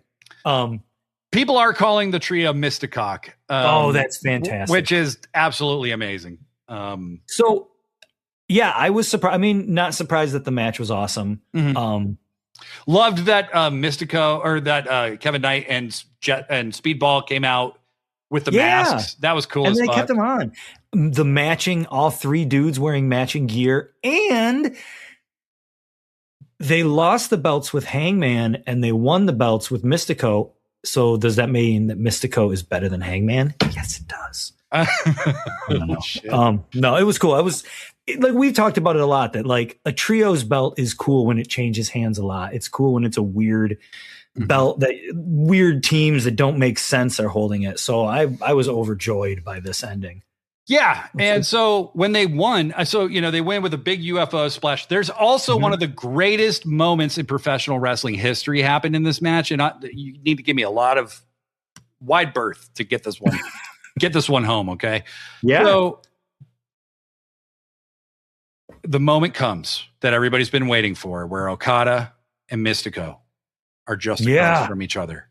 And they look at each other and they look at the crowd. Mystico's like, come on, come on. And the crowd gets up. The crowd's just chanting, Mystico, Okada. Like, it's just everything. You feel like you were watching two legends, because you are. Because you are. Two legends square up. And Okada looks right. Okada looks left. And then he kicks Mystico in the dick. It's the most Okada shit ever. And I love this man with my entire soul. Like, I love everything about him. But it's like when Indiana Jones just shoots that dude and like there's like this huge big setup and it's just anticlimax. Yes. But I love it. Kevin Knight hits one of the most beautiful UFO splashes you'll ever see over an incredible distance on Mark Davis and gets the pin. I thought these guys were going to lose and Kevin Knight would be pissed. I didn't think he would turn heel necessarily that night, but goddamn. And then immediately after this, as Mystico's music is playing on the Tron, Mystico is all elite. Right? Dude, how and he seemed moved by that. He was like hitting the mat. He was like moment. Yeah. This is so I cannot express how awesome this is. Yeah. It's overdue. It's fantastic. You've got Mystico now. Yeah, and he's under a dual contract. They didn't take him from CMLL. Right. I think it's a lot easier to do dual contracts with the Mexican promotion than it is with the Japanese, because it's hard to split time between the Japanese promotion and an American promotion. Is he in Major League Wrestling too now? Because I doubt it. He's been for like the past year. Yeah, I doubt it. Because they're still working. They're working with CMLL or something. Yeah. And Scarecrow was crying last night. Yeah. Hey, look. There's no shame in that, Scareglow. Hell no. It's that was the first thing. When my son woke up for school this morning, yeah. I was like, that was the two things I told him. I'm like, first I told him about the main event, and then I was like, and Mystico signed. I know. And I had heard that Mystico wanted a dual contract and that he said so publicly. Yeah. And I've been wondering, like, why the fuck haven't you signed Mystico? Does he want too much money? But like, you sign him so that AAA doesn't sign him, you know, like, so to see him under contract, now you've got Mascara Dorada, who just had an epic with Andrade on Collision. You have Persephone, who's like, 23 years old, about to just blow everybody's fucking world. Yeah. You've got Hechicero and Mystico. Are you out of your fucking mind? Yeah. Holy shit. Like, this roster is unbelievable. Yeah. Unbelievable. So I just love that whole thing. I love that whole thing. Now, please move Fletcher and Okada back to Takeshita and do the big turn. Yeah. Please. Yeah, that was the only other thing I had in my notes. Just Fletcher whenever the moment comes that they decide to flip the switch, he's ready. He's ready. You know, he's there. I mean, take your time, marinate, take as long as you want, but Fletcher is fucking so ready to move up to the main event, you know? Yeah. And that's going to be when Ospreay comes back is the way I'm guessing. It's so crazy, you know, but like, there is so much to be absolutely excited about. And one of those things, it was the next match. Andrade El Idolo, when his music hit, I forgot that this match was on the card. And this was the match I was most looking forward to. Because you're like 4 hours deep at this point, and you're like, what's left? You know, I was like, the dogs match is left. I was like, I think there's something else. And then I'm like, oh my God, we're going to get Andrade versus Bandito. And it was everything you thought it would be. Bandito comes out in Super Dragon's gear. Bandito comes out in Super Dragon's gear from PWG. Right. And I don't, fill me in because Super Dragon ran PWG. Bandito got his start, really getting his name out in PWG. And it's just a tribute. Super Dragon, basically, the reason PWG doesn't run anymore is Super Dragon's partner got cancer, and he just was like, I'm ending the promotion. Like, I don't have time to run it. I didn't know that. And PWG is super influential. The Jacksons wrestled there, the Jungle Boy. Oh, yeah. Omega, Danielson. I'm familiar with the legacy, but I don't know the details. So Bandito comes out in Super Dragon's gear. And that's classic. I actually didn't know that either when I saw it live, and then I read it later, and I was like, oh shit, I have seen that gear before. So super cool tribute to him. Andrade and Bandito start off slow. Bandito's wearing hammer pants, like super baggy pants. They're both going to pull their pants off at some point. And Bandito does not know how to get these fucking pants off. No. And Andrade was going to wait for him. And then he's like, you know what? Fuck you. And he just runs him over. And then Bandito, I love that. That was hilarious. That was really funny. It worked really well too. It's like, you can't do that. That's my thing. I'm the one that takes his pants off. And from basically that moment to the end of this match, it's the best, just pure wrestling match of the whole night. I am such a Bandito mark. I am so ready for this guy to just go to the upper echelon of pro wrestling. Tony Khan told a story about Bandito last night during the scrum that he first approached Bandito before AEW even launched. And Bandito had just re-signed with Ring of Honor. And basically Bandito is known for being just a super loyal guy. Like, once you give him his shot, he's with you, ride or die. So I bought the fucking company. yeah, basically. But that Bandito just didn't understand what Tony was pitching to him. This was going to be a national promotion, blah, blah, blah, blah, blah. And if he had known, he might have signed at the time. Right. But he didn't. And so he didn't. And so Tino Ibarra says Andrade was auditioning for Chippendales last night. Yeah. Andrade needed to be careful because pants look like they were going to fall off. And then he has just these like skimpy little shorts. Holy shit. With his little silk underwear. Yeah. And then Blurry Line says, whatever that reverse GTS was, good God, when Bandito puts Andrade up and then spin kicks him reverse from behind. And when did Andrade start doing that finisher that he did last night? Is that new or is that? That was like an avalanche version of his normal finisher. Okay. So he does this, looked cool. hammerlock DDT up and then spins you around, but he did it off the turnbuckles. That was awesome. Yeah, but when Bandito did the deadlift 21 plex. Unfucking believable. That's a cool move too. Unfucking believable. I've never seen that.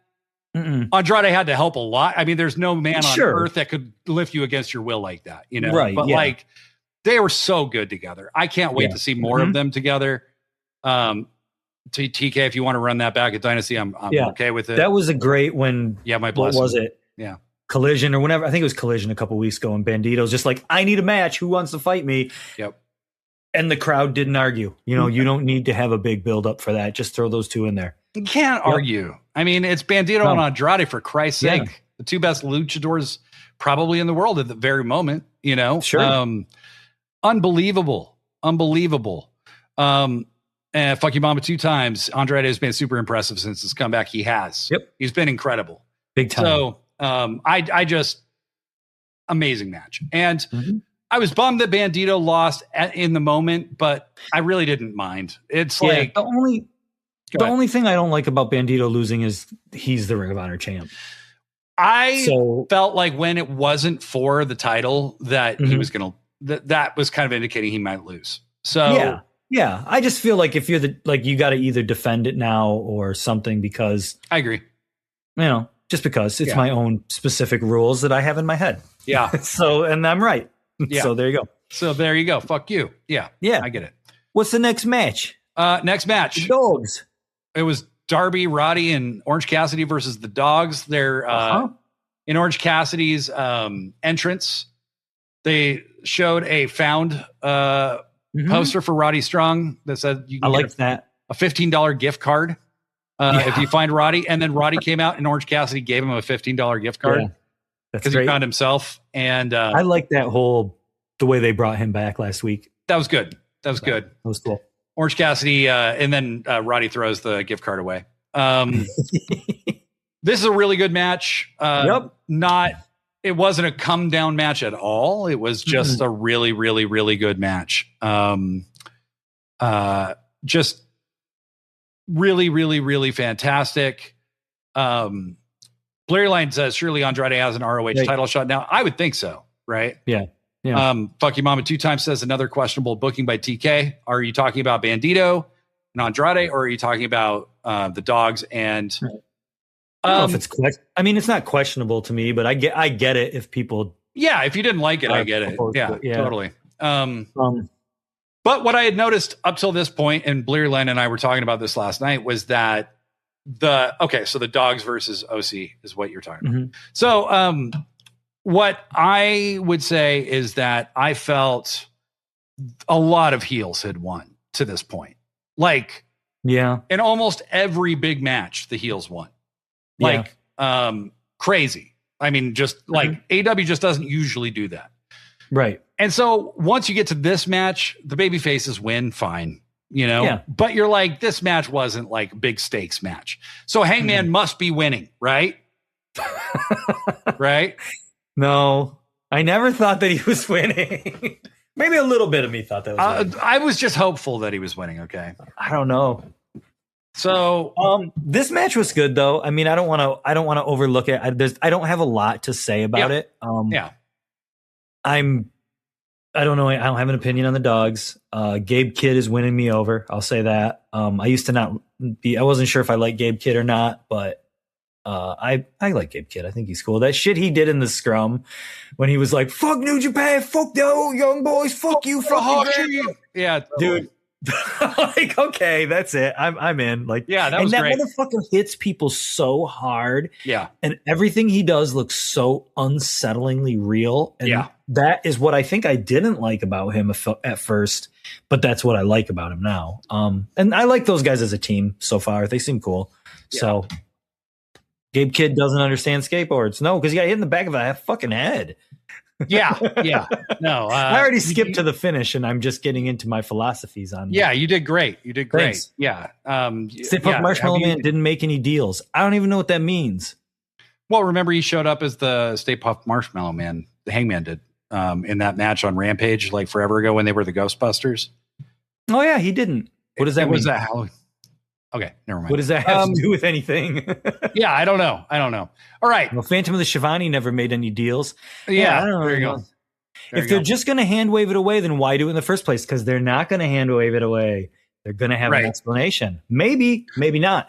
Here's something else. Maybe they are going to hand wave it away. Maybe it's going to be really stupid. But that, my friend, is professional fucking wrestling. Yes, I think wrestling is nothing if not stupid. Go on. I think AEW has stayed above the typical pro wrestling convention so often that we kind of expect it to. And so, not even just typical conventions. Sometimes wrestling is just bad. Like sometimes wrestling, like when you have, it's not a casserole, like a buffet or whatever. People always use the buffet comparison, but like you're not gonna like everything on the buffet. Sometimes, like I don't put beets on my fucking salad. You know what I mean? Some people love them. Some shit just sucks, and like this could just suck. You know what I mean? Well, it might end up. I don't know. I think it's fine though. I think it's going to be cool. Okay. So one, let's talk about the match. So Hangman comes out. There's a guy playing trumpet. Live. Terry Funk pants. MJF is in Terry Funk regalia, full Terry Funk tights. He's got a what is the poncho? He's got the poncho, MJF, but it's in the Burberry pattern. Yeah, MJF could go if he just wanted to go with long boys. He could do it. He looked cool. I didn't think it was possible, but he looks fine. Yeah. What do you got? And he walks down in the ring. They have look, like whether you like the finish or not. We're not there yet. We're going to do the match. Oh, first. I know. They have. I'm like itching. They really did have one of the best matches in AEW history. Oh yeah, they fucking my opinion. I thought it eclipsed Mox versus Hangman. Yeah, like it was good.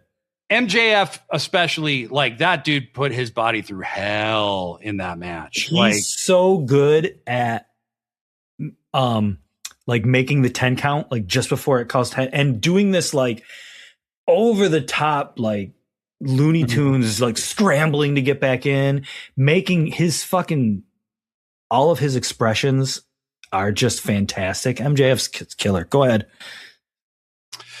There were just so many fantastic spots in this match. There were so many points where I thought Hangman had it. I literally felt kind of sick during this match. Like I was on edge watching this match not because of the barbed wire in his mouth and the way it was pooling in MJF's fucking eyeballs, or where the needle fucking went through Hangman's cheek. Yeah.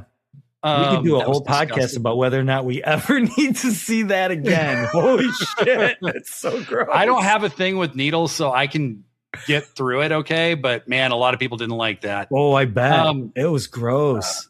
That double fall through the electrical equipment was awesome.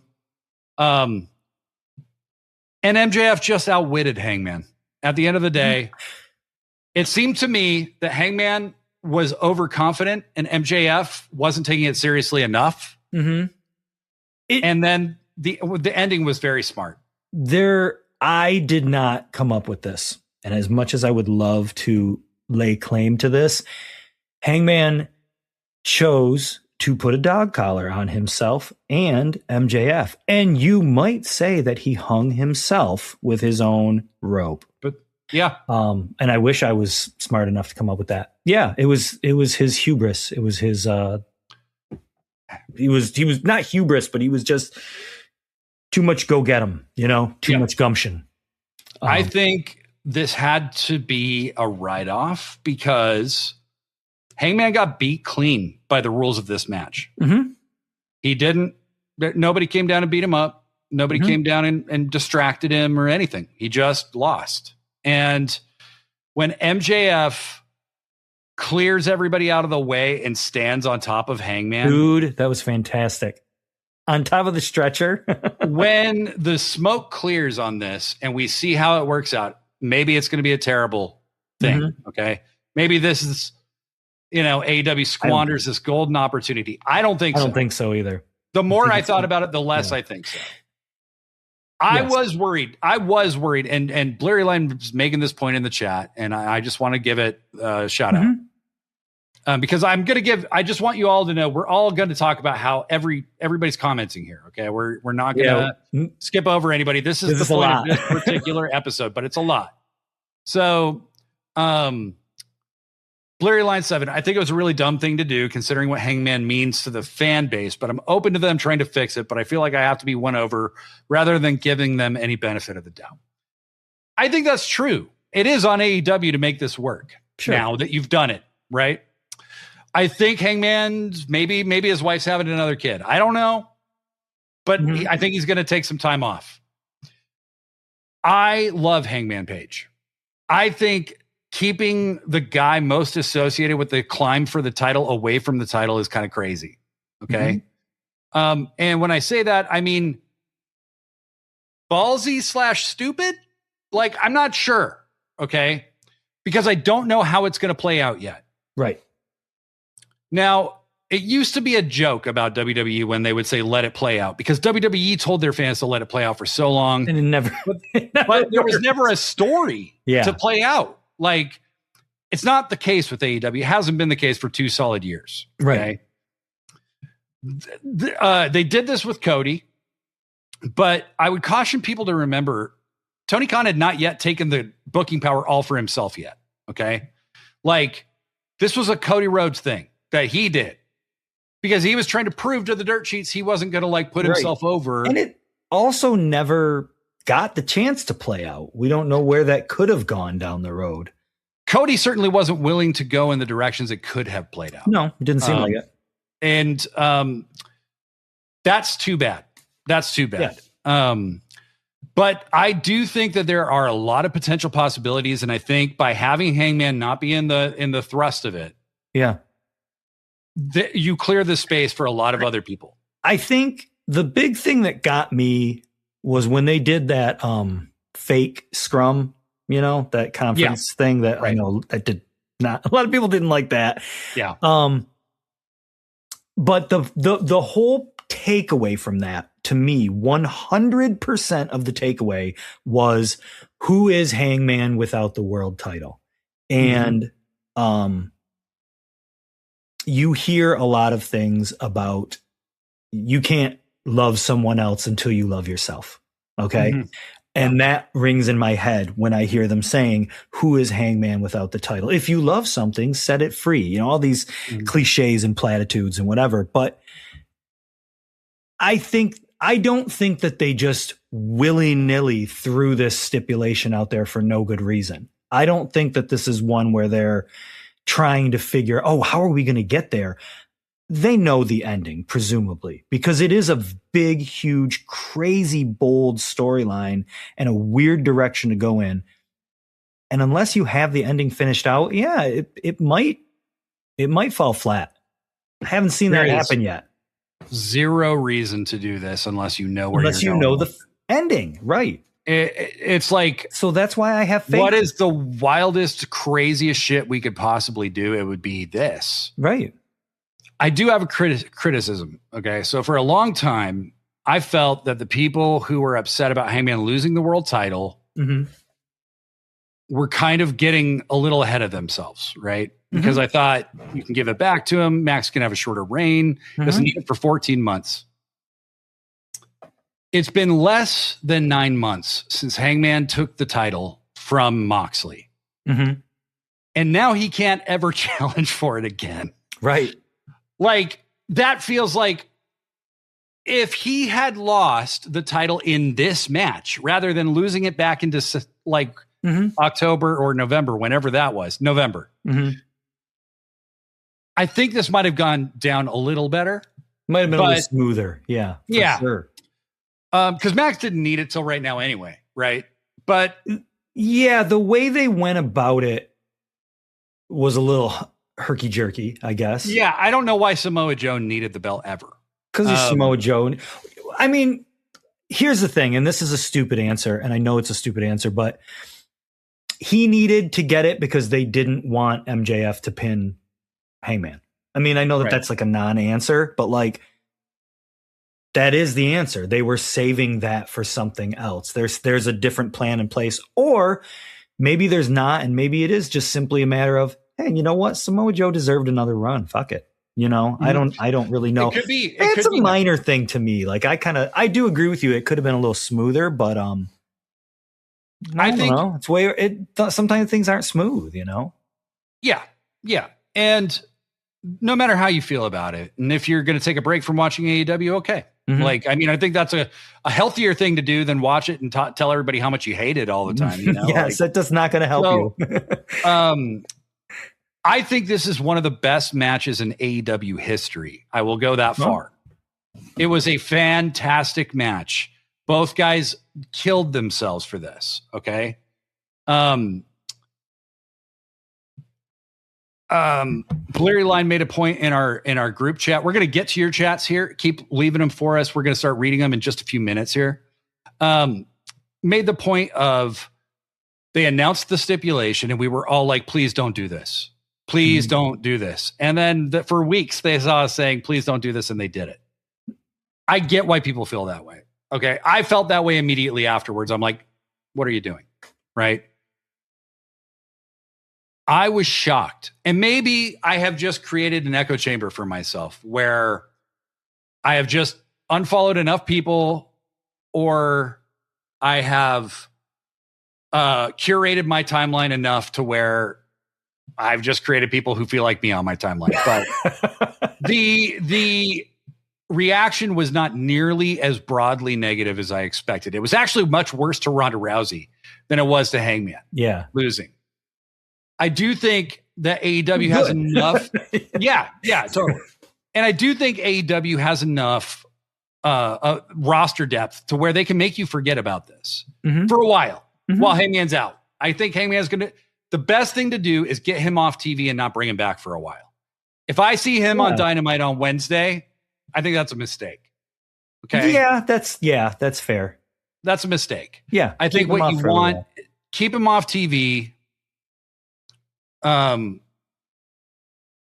There are so many people. Jay White isn't even back yet. Right. I mean, you've got Jay White, you've got Bandito, you've got Brody, you've got Andrade, you've got Kenny, you've got Swerve.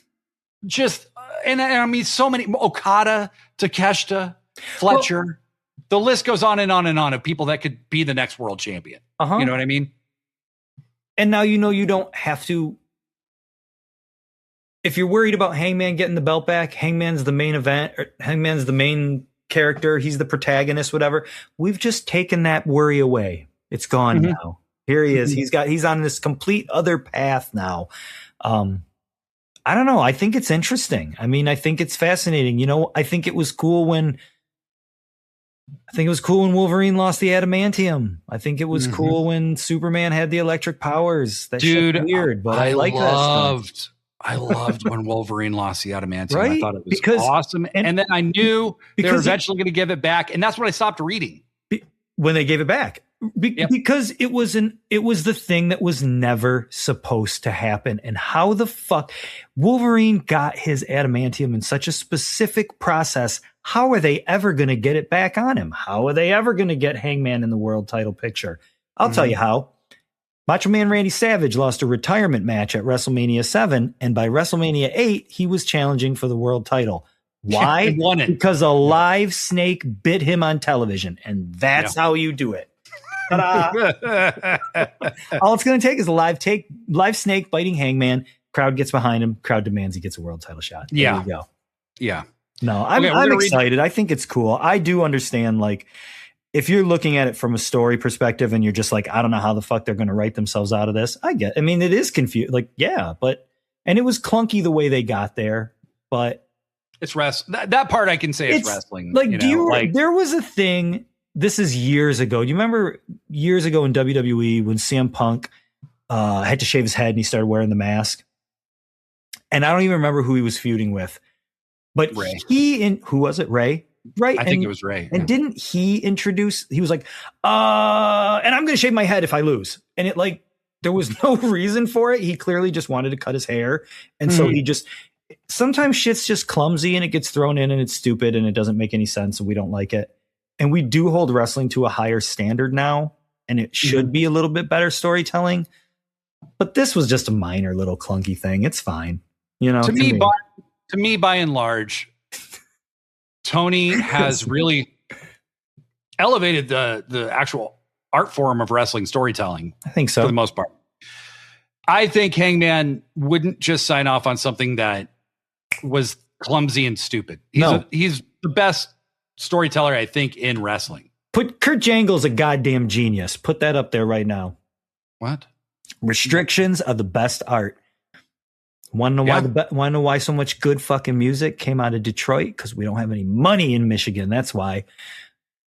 I'm a certified genius. Yeah, he's right. I mean, that's why Spider-Man runs out of web shooters. You know what I mean? Like, why Batman doesn't have powers and why he doesn't wear armor, because restrictions make crazy art. So yeah. So let's read some chats. Yeah. Guys, even if we disagree, nobody's trying to dismiss how you feel or anything. I am. I'm judging you very harshly. I was in a Discord chat last night with people I really feel close to, and there was some sharp elbows that got thrown. I mean, God damn. Okay. I don't know. It's just kind of like, whatever. I don't care. It's all fine. Yeah. I'm right. You're all wrong. You know that. Okay. So Big Dads says that I have pitched the snake gimmicks. Where did I pitch the snake gimmick? Okay. I'm putting Pippin up here. Yes. They're just going to hand wave it away. Why do it in the first place? I think you kind of answered that. I don't think they are going to hand wave it away. I don't think they are. But it's going to require Hangman to kind of overcome something. Well, and I get out of this.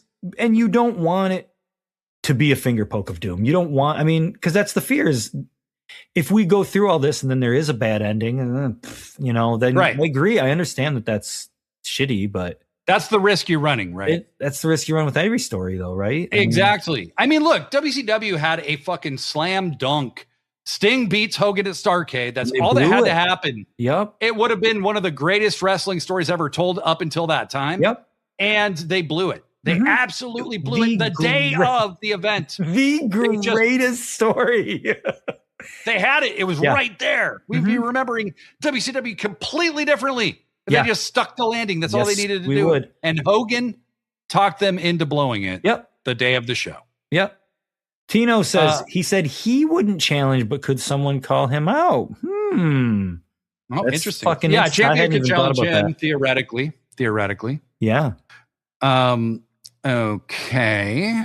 Tino again. Also, Hangman being out means more room in the main event scene, and AEW will have to build someone or someone's up. Agreed. They've already said, like MJF said, Bandito will be a world champion, right? An AEW world champion. That's another thing too. Is how did MJF just left at the end of this match? Right? Did he do anything?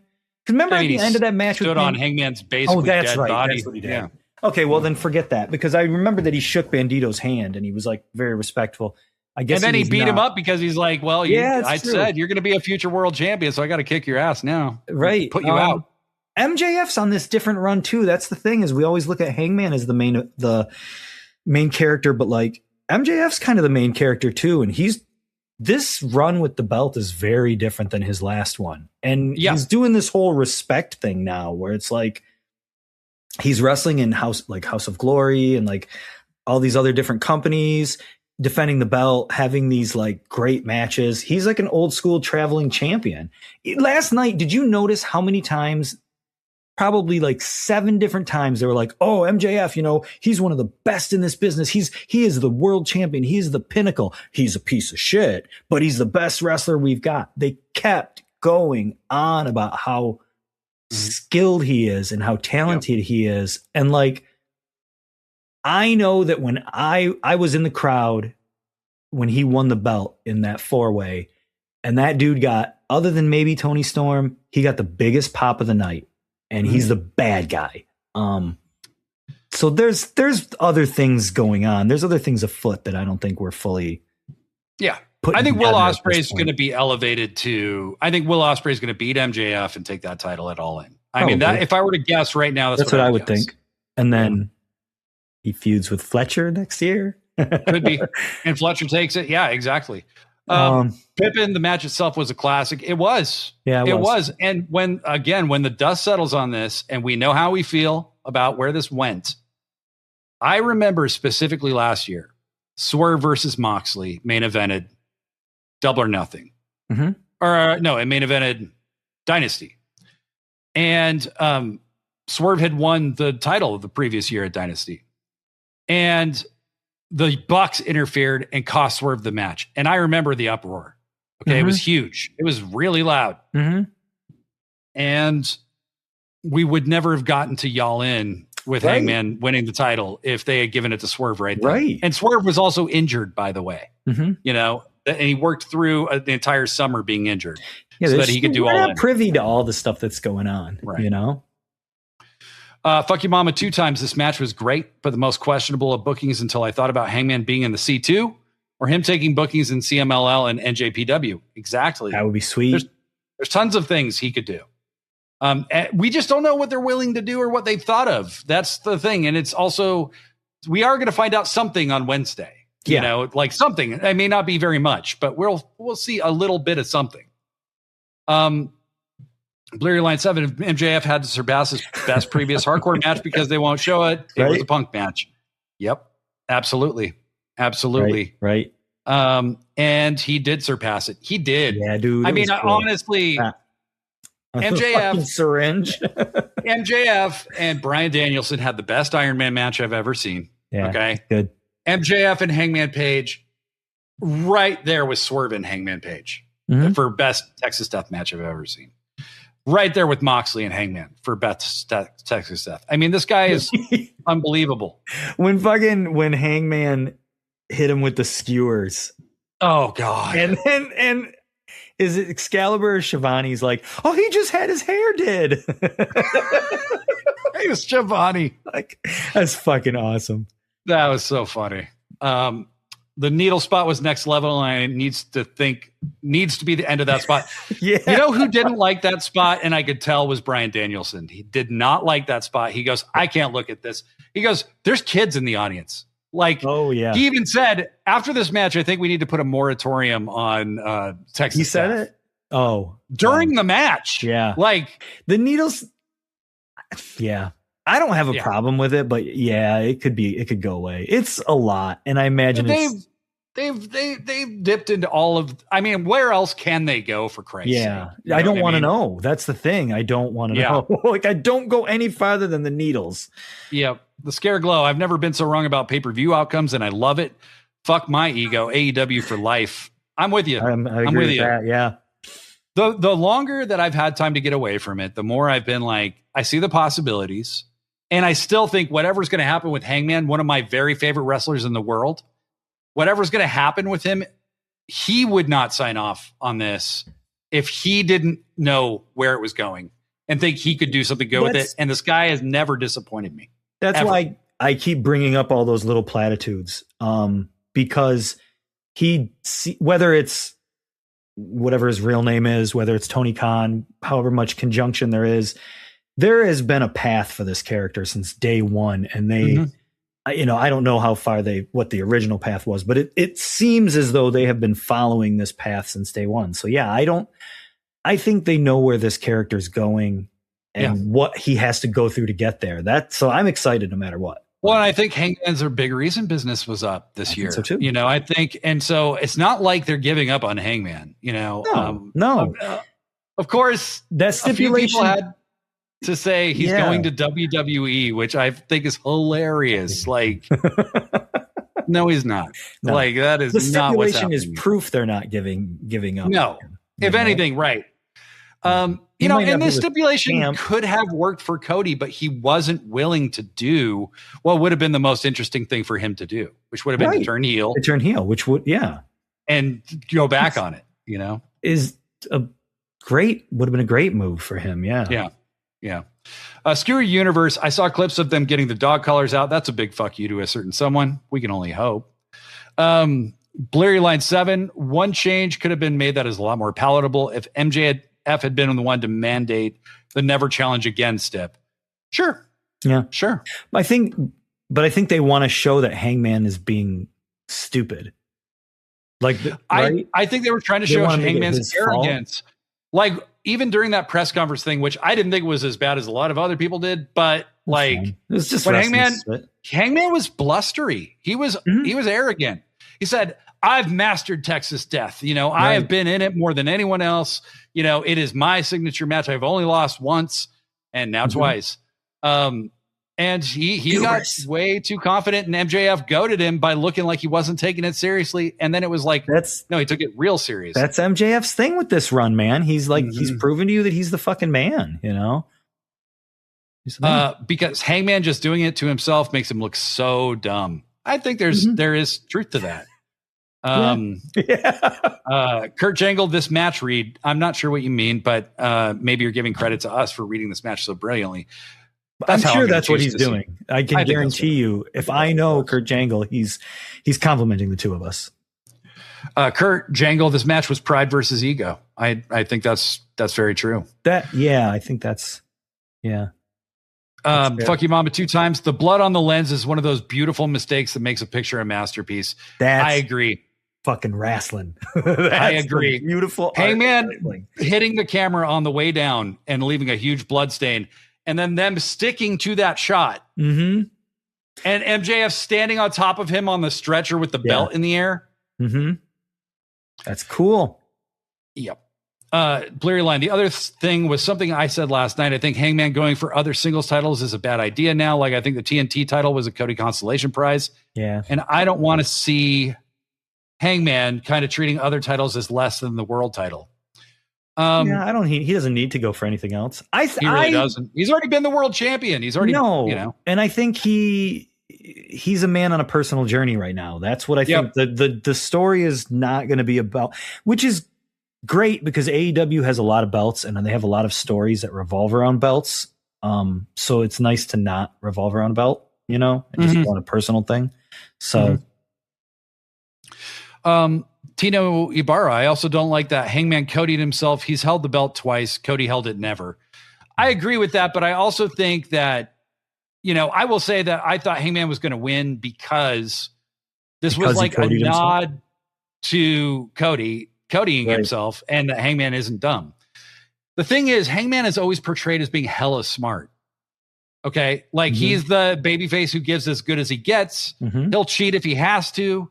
He beat MJF the last time by cheating, but he's so obsessed with the title that he's letting the title get in the way of his common sense. He let his own arrogance about the Texas Death Match beat him. So I don't think he Cody'd himself in that regard. And also, again, if the Codying himself thing wouldn't have even been a thing if Cody Rhodes had a plan for where the fuck he was going to go after he lost that match, and he didn't. Yeah. Blue Line 7, another maybe hot take. I'd have liked this more if it was Mox, not Hangman. Agreed. Mox is 40. He's held the belt. Oh, sure. 4 times. I agree. But but then there wouldn't have been any there wouldn't have been the same stakes. What's that? It wouldn't have been the same stakes. Sure. Right, because you don't care Mox isn't gonna win the belt back. So there's no stakes. It doesn't matter. But yeah, I get it. Yeah. Fuck you, Mama 2 times. Fantastic match. Now can we get Hangman in the C2 or G1? Yeah. Agreed. Yes. There's plenty of room for him to do cool shit. Cowdog Games. At the end of the day, this is a great show, and I cannot wait to see where the AEW story goes from here. I agree with that. I'm very interested in seeing where it goes from here, and I do think there's definitely some kind of working plan. I think so. I would be absolutely astounded if they didn't know how this ends. Look at last year. Once again, a year ago at this time, we're all Death Riders are terrible. The Death Riders suck so bad. And then at the end of it, we were like, oh my God, it was a fucking masterpiece. It just took a little time to get there. Yep. And then we all said, I'll never doubt Tony again. He gets the benefit of the doubt. So I said for sure. I said, I didn't have the confidence in the Death Rider storyline because I hadn't seen a company-wide angle succeed in AEW before. Like, they just gave up on the EVP thing. They gave up on the Elite, kind of. And I didn't have the faith that they could stick the landing. Then they did. Yeah. So I'm at least going to give them the benefit of the doubt and get through All In before I go, that was a total fuck up fail. And again, it might not be who knows? It might not be a good story, but I do believe there's at least a story in place, you know, whether or not we're going to like it. I don't know, but I think they have something cooking. And so far I've liked everything else they've ever fucking done in this company. So I think I'm good. Yeah. Who's the next babyface challenger? Every male top babyface lost last night. It's true. Ooh. That is true. Like, I thought either Brody or Bandito would win. If MJF was going to stay the champion. But Blurry Line 7 is 100% right. Yeah. Every top babyface guy lost last night. I would have done some of those finishes a little different if Hangman was going to lose. Point. Will's back, but he's dealing with the Death Rider. And maybe, and I'm just totally being like devil's advocate, whatever here, but like, maybe that is the story. Maybe the story is that there's nobody left and Hangman won't go back on his word because he said, I'll never do it. And they said, you have to beat him. Oh, nobody else can ever beat MJF. We need you. And he's like, I won't do it. And so then you got to bring out a snake and have him fucking get bit by a snake. And then he'll do it. Just like Macho Man. Yeah. Jangle, this is genuinely, like, I agree so much. I remember an interview with Jack White a long time ago when he was still in the White Stripes. And he said, basically, they allow themselves to pick out a few instruments for a recording. And they cap it at like 5 or 6 instruments on the song. And then they make themselves do the best work they can within those limitations. That's crazy. And that's how they are able to create so much art, but also to create their best art was the limitations they placed on it. And restrictions create the best art. I agree with that. Blurry Line, I agree with you too. People are only upset because they care about Hangman so much. Yeah. Yeah. And Tony Khan is not stupid. He knew this would be a divisive thing. Yeah. And that's what you want from wrestling, right? At the end of the day is you want to be pissed off. You want to care, you know? I saw quite a few people, no one in particular, just quite a few, couching their criticisms in, storytelling 101. And it's like, you're mad because you really like Hangman and he lost and it broke your heart and you're devastated. And you don't want to say that. It's okay that it broke your heart. But it is because it broke my heart too. I think we should. I love Hangman. Things. That's the mark out part of this show. Like, yeah, you know what I mean? Like that's the thing is that's true. You're absolutely right. It's like, yeah, we're just pissed because we're so fucking invested in it. You know? Yeah, we love Hangman. Yeah, we love Hangman. Like they had to get Hangman's story perfect for people to care this much about him. Yeah, And I still think this is just a piece of Hangman's story. I don't think this is the end of Hangman's story. I mean, they have to know that. Yeah, I mean that's good music from Detroit. Explain. I didn't say all the music from Detroit was good, especially right now that Kiss has all of a sudden become pro-Trump because they got the Kennedy Center shit. Like, what? Fuck you guys. I already hated Gene Simmons, but now it's fucking Kiss is good, but terrible. Kiss is we should do a podcast about Kiss sometime. We should. I know the fucking Venn diagram between Kiss fans and pro wrestling fans is like a very close circle. And you know who represents them both? Bully Ray. Literally when he talks about bands, when he represents when he's making an analogy about the music, and he uses the music industry, it's always a Kiss reference. And it's like, sure. Okay, this is all about making money.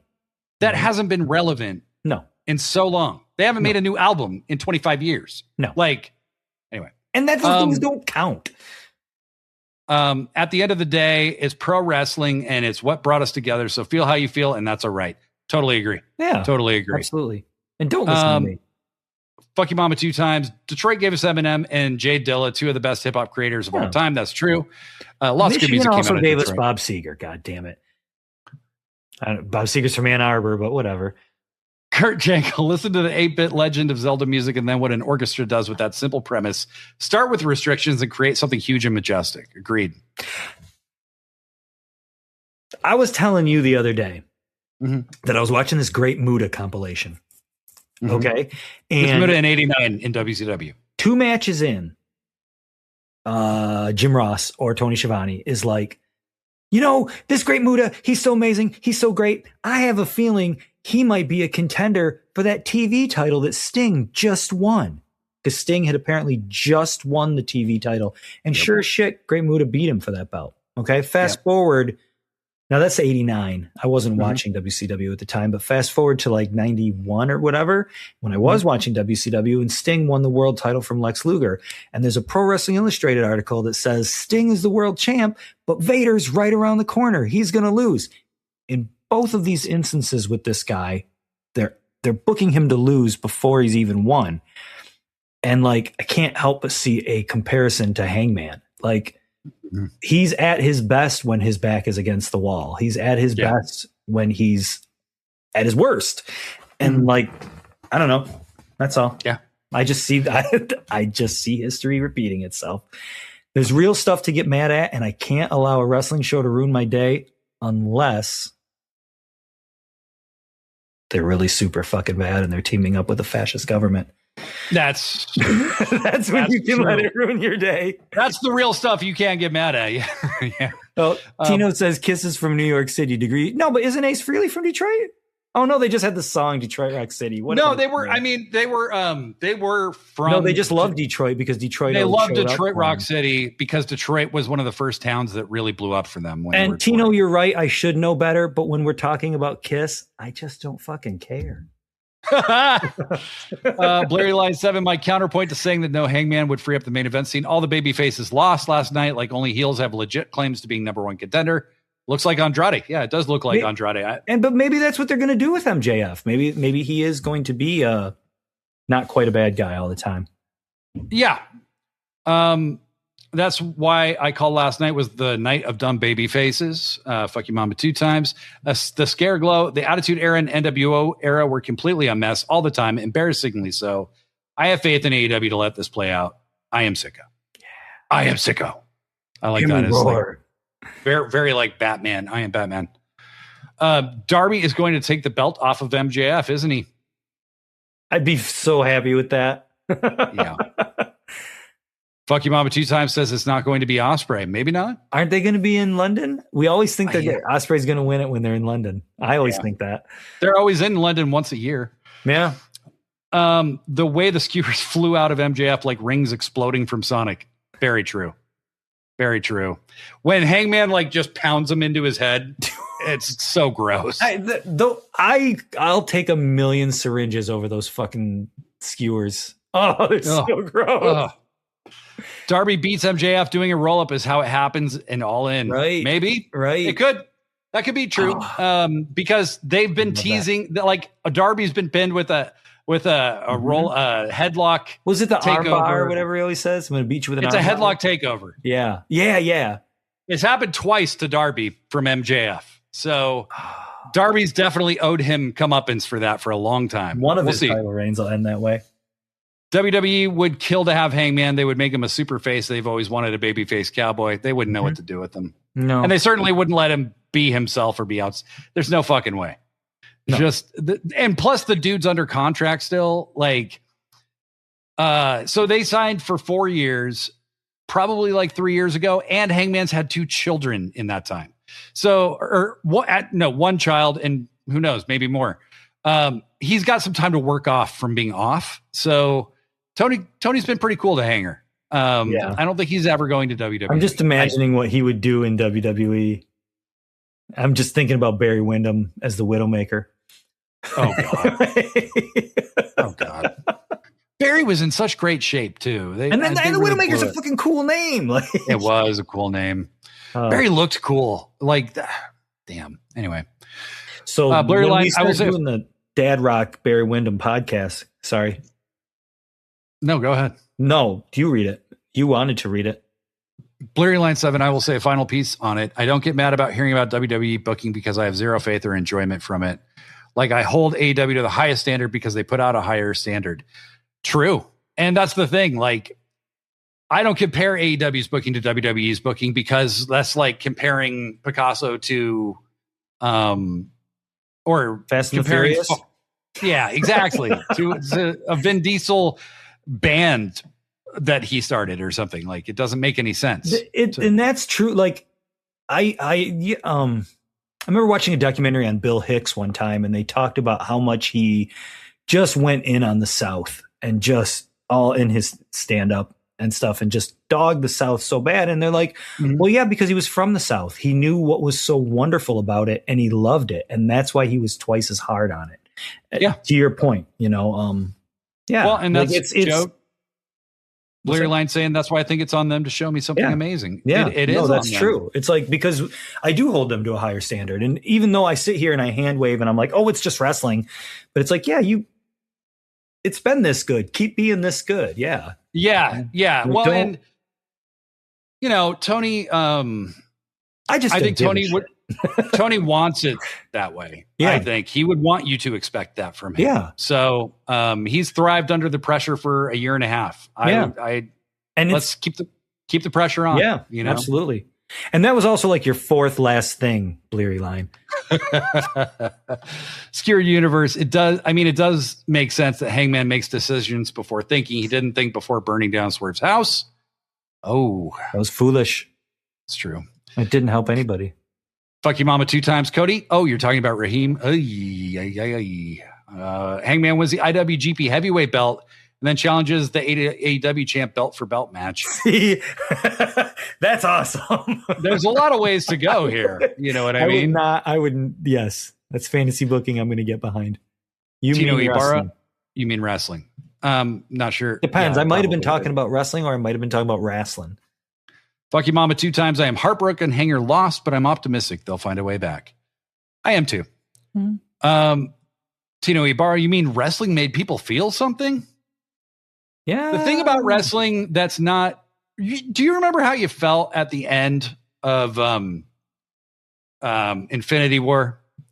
Yes. And the movie where you're like, and we're not going to know shit for a year. Oh, wait. You mean the first one? Yeah. What was that? Yeah. Endgame was the last. Endgame was the last. Yeah. Okay. I thought you were talking about Endgame. I was having a really rough time with all that Captain America stuff. My wife was just like, "Are you going to be okay?" I'm like, "I'm fine." I just love Captain America. It was really bad. It was embarrassing crying. But yes, so the end of the other one. Well, and that's the thing. I'm sitting here and I'm like, you guys are such fucking marks. You need to, you need to just let the storyline play out, and it's a story, and you need to have media literacy. But it's like, at the end of the day, I'm just sobbing over old man Captain America giving his shield to Sam. So who the fuck am I to judge somebody who gets emotional about pro wrestling? You know what I mean? Like, that's a shitty thing for me to say. Infinity War was better than Endgame, yeah, but they were both good, though. I mean, they had how we felt at the end when we were waiting, and you said I have to wait a whole year. Yeah. That's what you're trying to tell me. We just have to wait till Wednesday to see where things are starting to go. So it could be a lot worse. Yeah, it's not like you watch Spider-Man die. Right. Yet. Oh my God. The Scarecrow. If Arachnaman comes back in one of those battle royals, though, I would be totally down for that. Dude, all right. Hell yeah. If you want pro wrestling and music, listen to Eat the Turnbuckle. You won't forget all about Kiss. I'll have to check them out. Scareglow, thank you. Screw it. Tony versus MJF and Tony Storm reigns supreme. Fuck yeah. Tino Ibarra. Fuck you, mama, 2 times. I don't think he'll ever go to WWE, but he's definitely someone they would pay top dollar to get. Absolutely. Because it would hurt AEW badly. Mm-hmm. And then getting him and knowing Logan Paul. Oh God. Or tag team with him. Getting him and knowing how to use him is 2 totally different things. 100%. It could be influencer shit. And finally, Infinity War versus Endgame. Influencer shit. Crypto criminal shit. Dude, that's so horrible. That's all right, podcast. Sorry. All right, y'all. Well, we owe you a Dad Rock podcast. Blurry Line, you'll get the invitation. Kurt Jangle, you'll get an invitation. We'll do some Dad Rock someday soon. Degree, you got anything else? I don't think so. I don't think I even have anything in my notes. No. It was awesome. It was a fucking good show. I really liked it. My final thought is it was dark. It was a dark show, mostly won by heels, not AEW's usual go-to.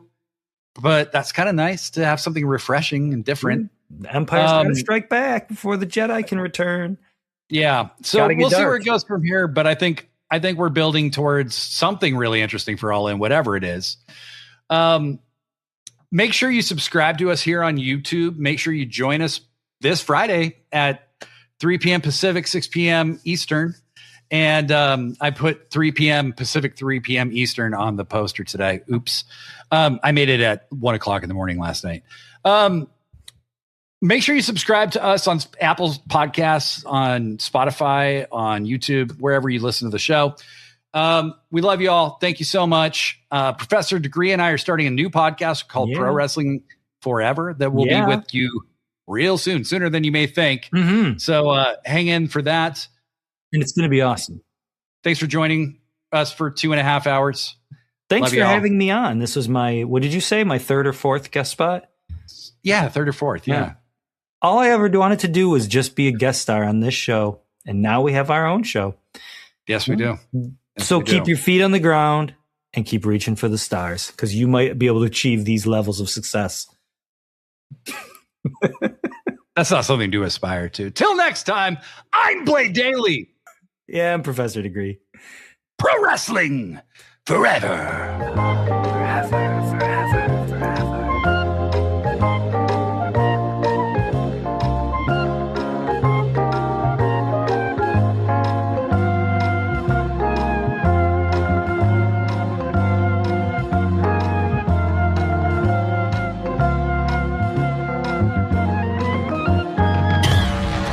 Sickos Club.